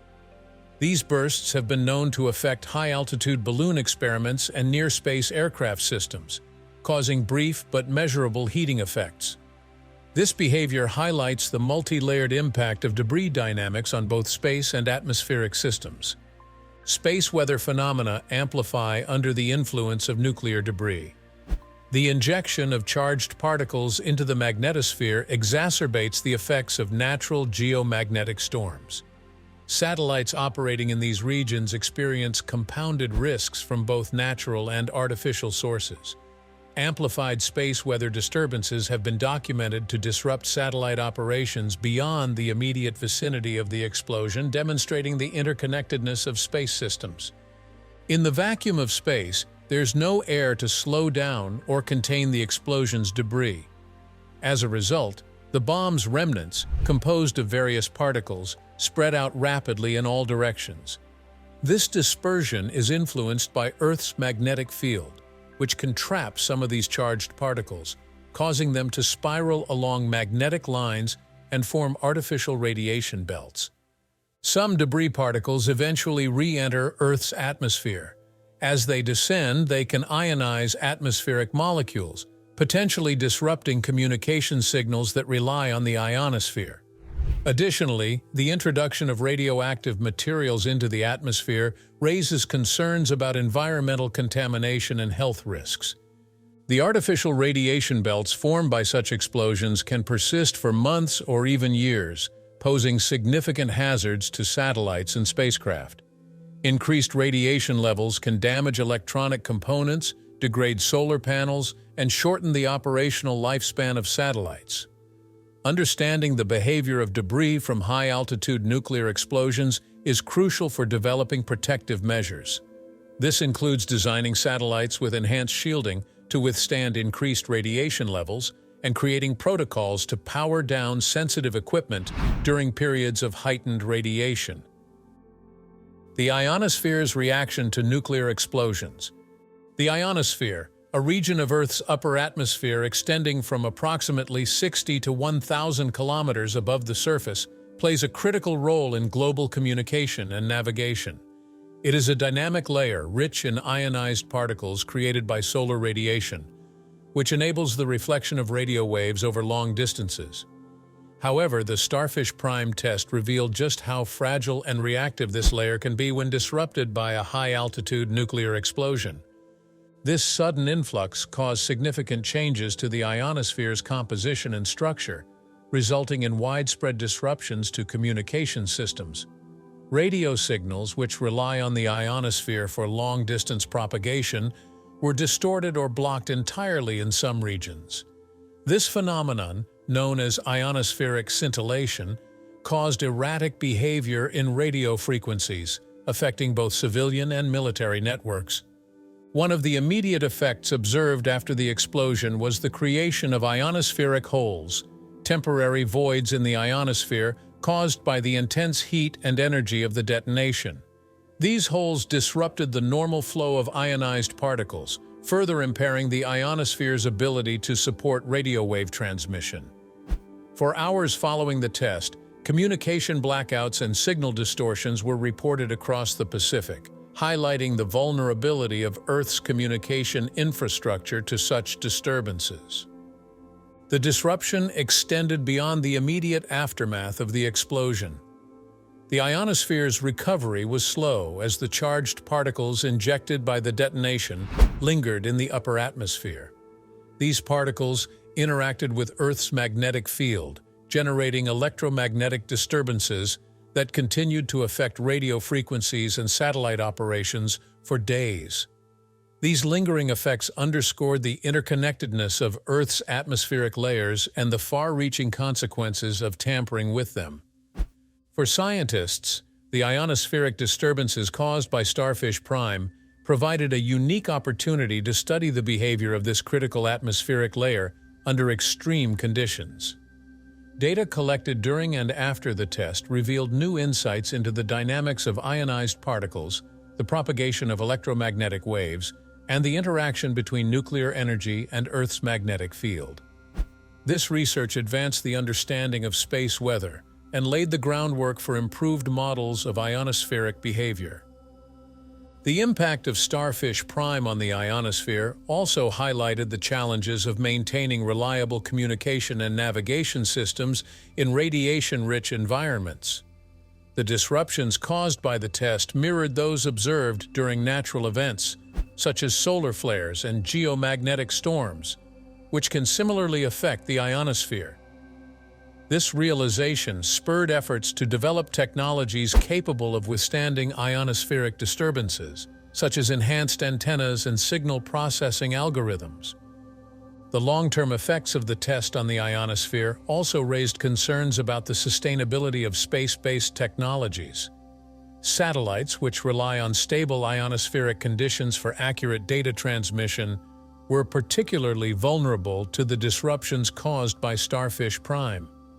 The artificial radiation belts created by the test compounded these challenges, exposing satellites to heightened radiation levels and further complicating their operation. The lessons learned from Starfish Prime's impact on the ionosphere have had lasting implications for both science and technology. Researchers continue to study the ionosphere's response to artificial and natural disturbances using advanced tools such as radar arrays and satellite-based sensors to monitor its behavior. This research has improved the ability to predict and mitigate the effects of ionospheric disturbances on communication and navigation systems, ensuring greater resilience in the face of future challenges. Today, the ionosphere remains a critical focus of space weather research, with ongoing studies aimed at understanding its role in global systems and its response to both natural and human-induced disruptions. The data gathered during the Starfish Prime test serves as a foundation for this work, offering a rare glimpse into the complex interactions between Earth's upper atmosphere and extreme energy events. Radiation exposure to astronauts. The artificial radiation belts created by the Starfish Prime nuclear test had profound implications for the safety of human space exploration. For the first time, scientists and engineers faced the reality of heightened radiation risks in space, raising questions about how to protect astronauts during missions beyond Earth's protective atmosphere. The lessons learned from Starfish Prime would shape strategies for manned spaceflight, from the Apollo missions to modern-day planning for deep space exploration. When Starfish Prime injected massive quantities of high-energy particles into Earth's magnetosphere, these particles became trapped by the magnetic field, forming intense radiation belts. Unlike the natural Van Allen belts, which are relatively stable, these artificial radiation belts were highly dynamic, with particle densities far exceeding natural levels. This created an environment that posed significant hazards to spacecraft and astronauts passing through these regions. For astronauts, exposure to high-energy radiation can have severe health consequences. Prolonged exposure increases the risk of cancer, damage to vital organs, and radiation sickness, which can result in nausea, fatigue, and weakened immune function. The radiation levels in the artificial belts created by Starfish Prime were high enough to potentially cause acute radiation sickness in astronauts without adequate shielding, underscoring the need for robust protective measures in space travel. At the time of the test, the Apollo program was in its early stages, and the prospect of sending humans beyond low Earth orbit was a central focus of NASA's efforts. The findings from Starfish Prime prompted a re-evaluation of mission planning and spacecraft design to account for radiation hazards. Engineers began developing radiation shielding materials, such as polyethylene and other hydrogen-rich substances, which could effectively block high-energy particles. These materials became essential components of spacecraft intended to carry astronauts through the Van Allen belts and into deep space. The test also highlighted the importance of mission timing to minimize radiation exposure. For instance, Apollo mission planners carefully calculated trajectories to ensure that astronauts spent as little time as possible in the Van Allen belts, where radiation levels were naturally high. This approach was further refined using data from Starfish Prime, allowing NASA to map regions of heightened radiation and avoid the most hazardous areas. While Starfish Prime's artificial radiation belts gradually dissipated over the years, the test's findings had long-term implications for the safety of astronauts. The data collected during the test informed the development of dosimeters, devices used to measure radiation exposure, which became standard equipment for manned space missions.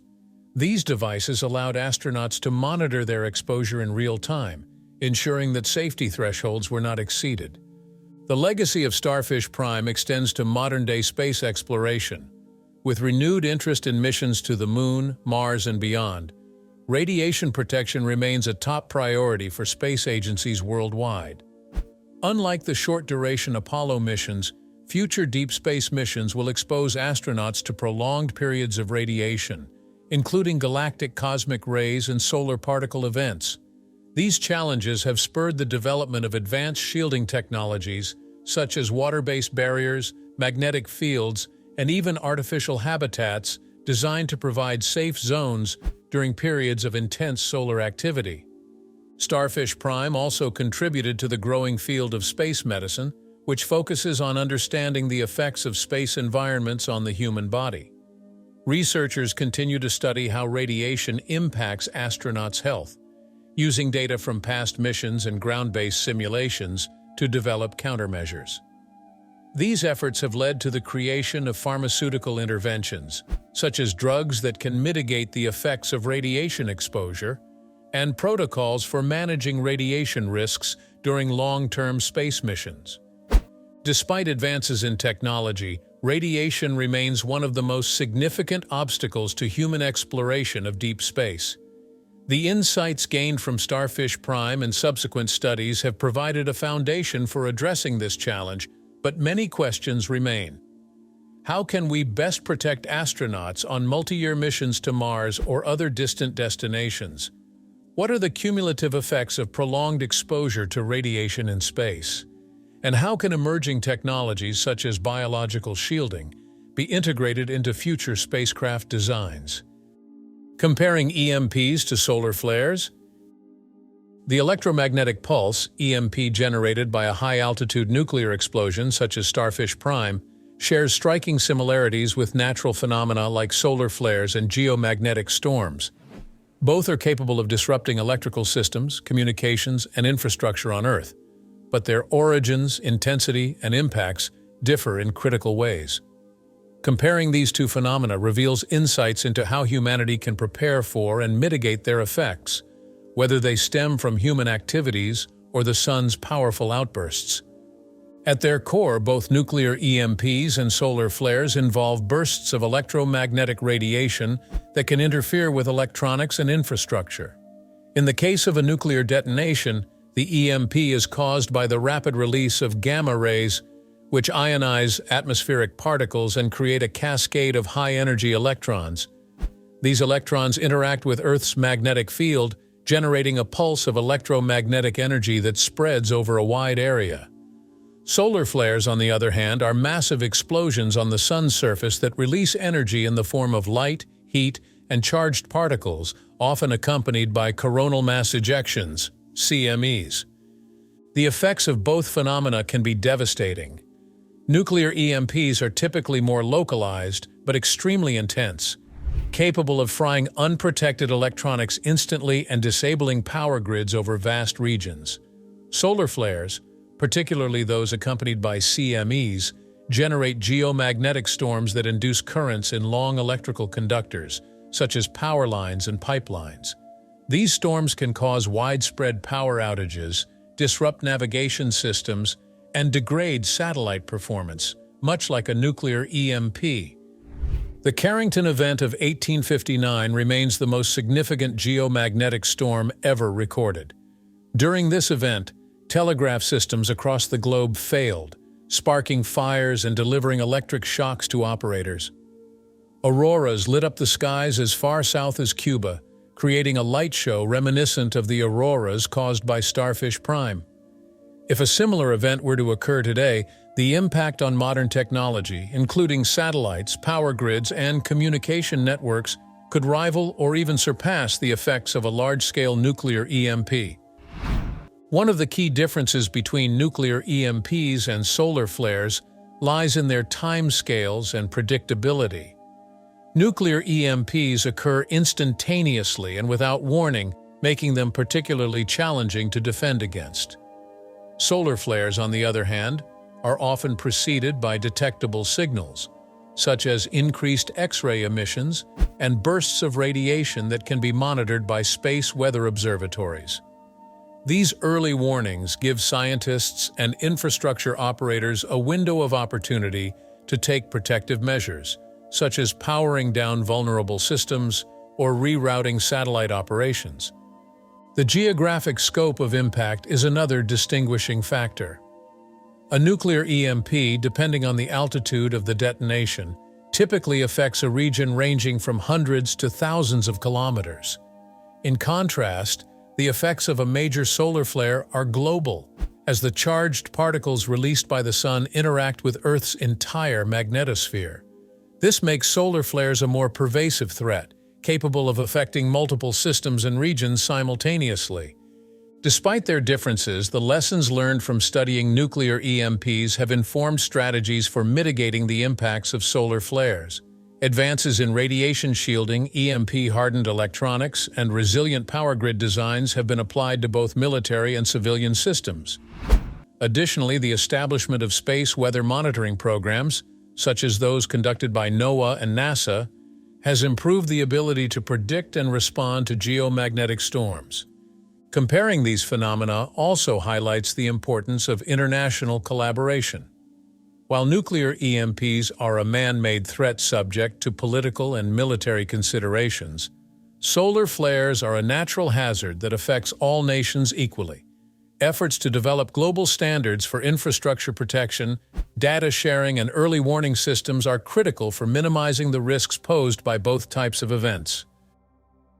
Space-borne radiation, a persistent legacy. The artificial radiation belts created by high-altitude nuclear detonations like Starfish Prime left a persistent mark on Earth's space environment. While these radiation belts gradually dissipated, their effects have had long-lasting implications for space exploration, satellite technology, and our understanding of Earth's magnetosphere. Decades later, the legacy of spaceborne radiation from these experiments continues to shape the way humanity approaches the challenges of operating in the cosmos.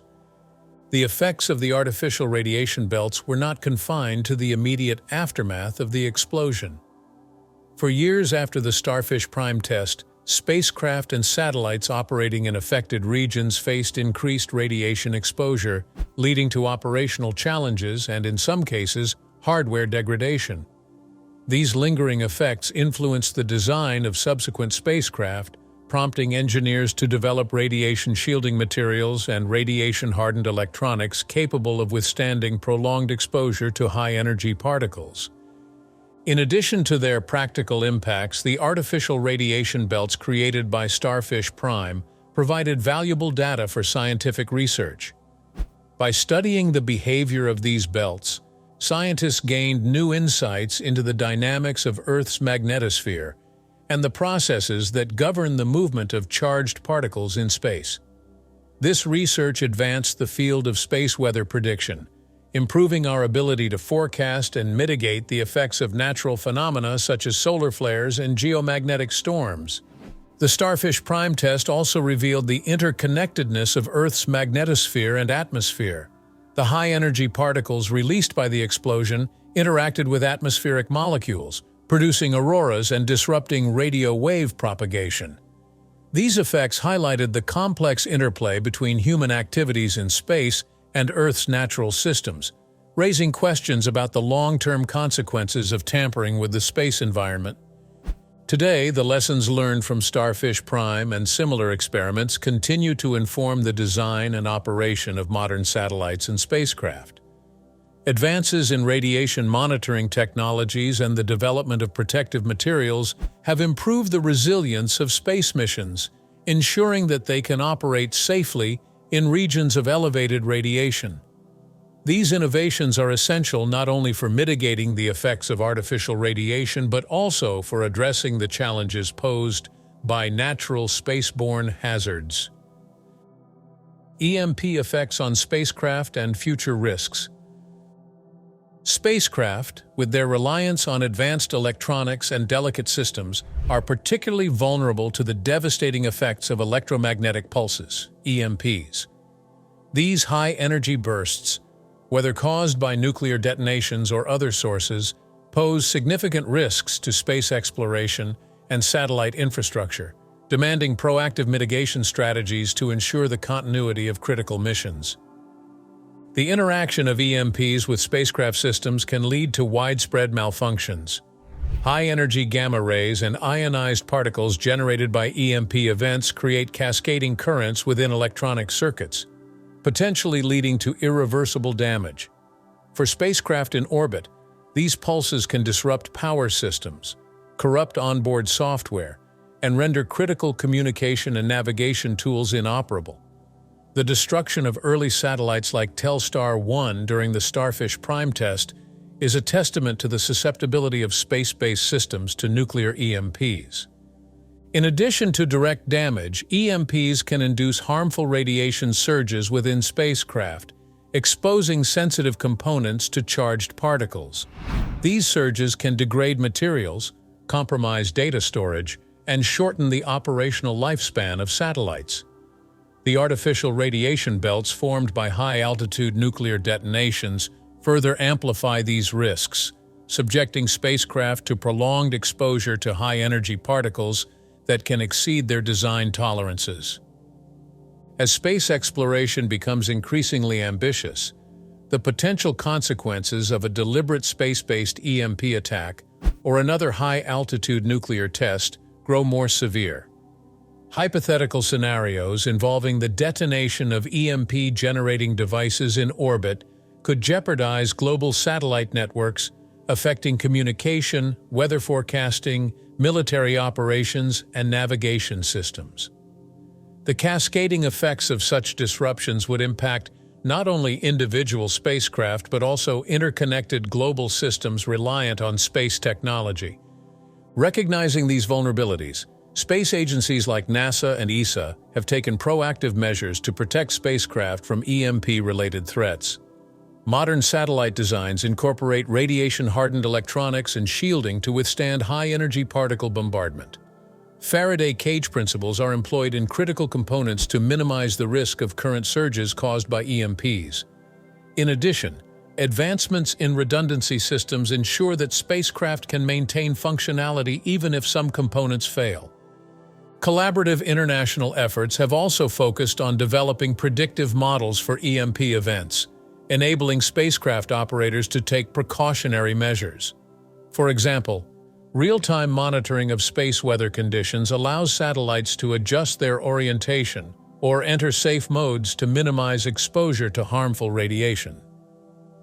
These strategies are informed by lessons learned from past nuclear tests and natural phenomena, such as solar flares and geomagnetic storms. The risk of space-based EMPs extends beyond natural and accidental sources. As nations and private entities expand their presence in orbit, the potential for intentional EMP use in space conflicts cannot be ignored. The weaponization of space poses a serious challenge to global security and the peaceful use of outer space. In response, international treaties and agreements aim to establish norms against the deployment of EMP-capable devices in orbit. However, the evolving nature of space exploration necessitates ongoing vigilance and innovation to address emerging threats. The role of data-gathering rockets. During high-altitude nuclear tests, such as Starfish Prime, the use of data-gathering rockets played a critical role in collecting information about the explosions and their effects on Earth's atmosphere and magnetosphere. These rockets were equipped with specialized scientific instruments, designed to measure everything from radiation levels to magnetic field disturbances. Without these tools, much of the groundbreaking science derived from these tests would have been impossible. At the heart of data collection during tests like Starfish Prime were smaller suborbital rockets launched in tandem with the primary nuclear payload. These rockets carried an array of instruments, including Geiger counters, magnetometers, spectrometers, and particle detectors. Their purpose was to record the immediate effects of the detonation, such as the spread of high-energy particles, the behavior of electromagnetic pulses, EMPs, and changes in the ionosphere and magnetosphere. One of the most valuable pieces of data gathered during these experiments was the measurement of artificial radiation belts created by the explosions. The rockets tracked the movement and intensity of high-energy electrons and protons injected into the magnetosphere, providing insights into how these particles interacted with Earth's magnetic field. This information was instrumental in mapping the artificial radiation belts formed by Starfish Prime, which overlapped with and temporarily intensified the natural Van Allen belts. Another critical area of focus was the study of electromagnetic disturbances, including the powerful EMPs generated by the nuclear detonations. The data-gathering rockets recorded the rapid oscillations of electromagnetic fields, revealing the processes by which gamma rays ionized atmospheric molecules and created cascades of free electrons. These findings helped refine the understanding of EMP dynamics and their potential to disrupt electronics over vast areas. The rockets also captured detailed measurements of auroral phenomena caused by the interaction of ionized particles with atmospheric gases. By tracking the distribution and intensity of these particles, scientists were able to study the processes that produce natural auroras and gain a deeper understanding of Earth's upper atmosphere. The visual and spectral data collected during Starfish Prime and similar tests offered rare insights into the chemical and physical dynamics of auroras, advancing both atmospheric science and space weather research. Beyond the immediate vicinity of the explosion, data-gathering rockets monitored changes in the ionosphere, where charged particles play a vital role in radio wave propagation. Instruments on board these rockets recorded ionospheric disturbances, such as the creation of temporary voids and irregularities, which disrupted communication systems and radar networks.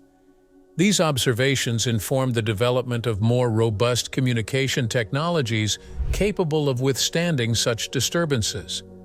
The success of data-gathering rockets during the Starfish Prime test demonstrated the value of instrumented payloads in studying complex, high-energy environments. These tools provided scientists with a wealth of information about nuclear detonations and their effects, enabling them to build models of particle behavior, magnetic field interactions, and atmospheric dynamics. The insights gained from these experiments extended far beyond their original military objectives, influencing fields as diverse as plasma physics, radiation shielding, and space weather forecasting. Space weather research advancements. By injecting unprecedented amounts of high-energy particles into Earth's magnetosphere, these experiments created a unique opportunity to study the complex dynamics of Earth's natural radiation environment and its interactions with solar activity. The knowledge gained from these tests laid the foundation for modern space weather science and its critical applications in satellite operations, navigation, and communication systems. Before Starfish Prime, space weather was a relatively new and poorly understood field. The discovery of the Van Allen belts in 1958 had revealed the existence of regions filled with high-energy charged particles trapped by Earth's magnetic field, but their behavior and implications for technology were still largely theoretical. The Starfish Prime explosion injected a massive quantity of energetic electrons into these belts, effectively creating an artificial laboratory for studying particle dynamics and magnetospheric processes. One of the most significant advancements in space weather research came from observing the artificial radiation belts created by the test. These belts amplified the natural radiation environment, offering a rare glimpse into the behavior of high-energy particles under extreme conditions. Scientists tracked how these particles moved along magnetic field lines, collided with atmospheric molecules, and gradually dissipated over time. This data provided critical insights into particle acceleration, loss mechanisms, and the dynamics of Earth's magnetosphere. The disruptions caused by Starfish Prime also highlighted the importance of understanding geomagnetic storms, which are natural analogs to some of the effects seen during the test. When the explosion's high-energy particles interacted with Earth's magnetic field, they generated disturbances similar to those caused by solar flares and coronal mass ejections, CMEs. These disturbances affected radio wave propagation, satellite performance, and power grids, underscoring the need to predict and mitigate the impacts of space weather events. Another area of advancement was the study of ionospheric disturbances. The high-altitude detonation disrupted the ionosphere, creating temporary voids and irregularities that interfered with radio communication and navigation systems. These effects mirrored those caused by natural phenomena such as solar storms, which ionize the upper atmosphere and affect the transmission of radio signals. Observations from Starfish Prime informed the development of more resilient communication systems and enhanced the understanding of how space weather impacts the ionosphere. Starfish Prime's contributions to space weather research were not limited to understanding Earth's immediate environment. The data gathered during the test advanced the study of solar-terrestrial interactions, including how energy from the Sun drives changes in Earth's magnetosphere and atmosphere.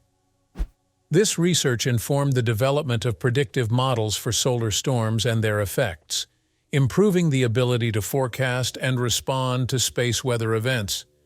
The legacy of Starfish Prime is evident in the establishment of dedicated space weather monitoring programs and observatories. Agencies like NASA and NOAA now operate a network of satellites, such as the Solar and Heliospheric Observatory, SOHO, and the Geostationary Operational Environmental Satellites, GOES, which provide real-time data on solar activity and its potential impacts on Earth. These systems enable early warnings of geomagnetic storms, giving operators time to protect satellites, adjust power grid operations, and ensure the resilience of critical infrastructure. Modern-day risks of space-based EMPs. The risks posed by space-based electromagnetic pulses, EMPs, are more relevant today than ever, as humanity becomes increasingly reliant on satellite networks and electronic infrastructure. While treaties and international agreements prohibit the use of nuclear weapons in space, advancements in technology and the potential for geopolitical conflict have raised concerns about the feasibility of EMP-based attacks or accidental detonations in low Earth orbit. The vulnerabilities exposed by the Starfish Prime test provide a roadmap for understanding and mitigating these modern threats. A nuclear detonation in space today would have far-reaching consequences, particularly due to the heavy reliance on satellites for communication, navigation, weather forecasting, and defense. Modern satellites, despite being designed with radiation-hardened electronics and shielding, would face unprecedented challenges if exposed to an intense EMP. High-energy gamma rays from a detonation could overwhelm these defenses, causing cascading failures across global systems. One of the most significant risks involves the potential disruption of global positioning systems, GPS. GPS satellites provide critical data for everything from military operations to civilian transportation and financial systems. An EMP could disable or degrade these satellites, leading to widespread chaos on Earth including disruptions in navigation, commerce, and emergency response efforts. The growing density of satellites in low Earth orbit also amplifies the potential damage. Mega constellations like SpaceX's Starlink, comprising thousands of interconnected satellites, would be particularly vulnerable to an EMP event. The loss of even a portion of these networks could cripple internet access, communication channels, and cloud-based services for millions of users worldwide. Another emerging threat is the development of anti-satellite weapons, ASATs, which could be used to create localized EMP effects without deploying nuclear devices. These weapons, designed to disable or destroy satellites, pose a risk to the sustainability of space operations and could lead to the unintentional creation of radiation belts or debris fields that endanger other spacecraft. The risks are not limited to deliberate actions. Accidental detonations or mishandling of nuclear materials in orbit could also result in catastrophic outcomes. As more nations and private entities enter the space domain, the potential for accidents increases, underscoring the need for stringent safety protocols and international oversight. To address these risks, modern satellites are designed with multiple layers of redundancy and fault tolerance. Advanced shielding materials, such as composite laminates and specialized alloys, provide additional protection against radiation and EMP effects. Satellites are also equipped with systems to detect and recover from malfunctions caused by electromagnetic disturbances, ensuring continued operation even in adverse conditions. In addition to policy measures, research into EMP-resistant technologies continues to evolve. Scientists and engineers are developing innovative solutions such as magnetic shielding and adaptive circuit designs to protect electronic systems from high-energy electromagnetic fields. These advancements not only safeguard satellites but also contribute to the resilience of terrestrial infrastructure against natural EMP events, such as solar flares. The story of Starfish Prime highlights humanity's dual ability to innovate and disrupt, offering a cautionary tale of how our actions in space can have profound and lasting impacts on science, technology, and life on Earth. As we explore the cosmos, let this serve as a reminder to approach space as a domain for peace, discovery, and progress. If this dive into the mysteries of Starfish Prime intrigued you, subscribe for more insights into space history and breakthroughs. Share your thoughts or questions in the comments. I'd love to hear them. Together, let's continue unraveling the universe's wonders. Until next time.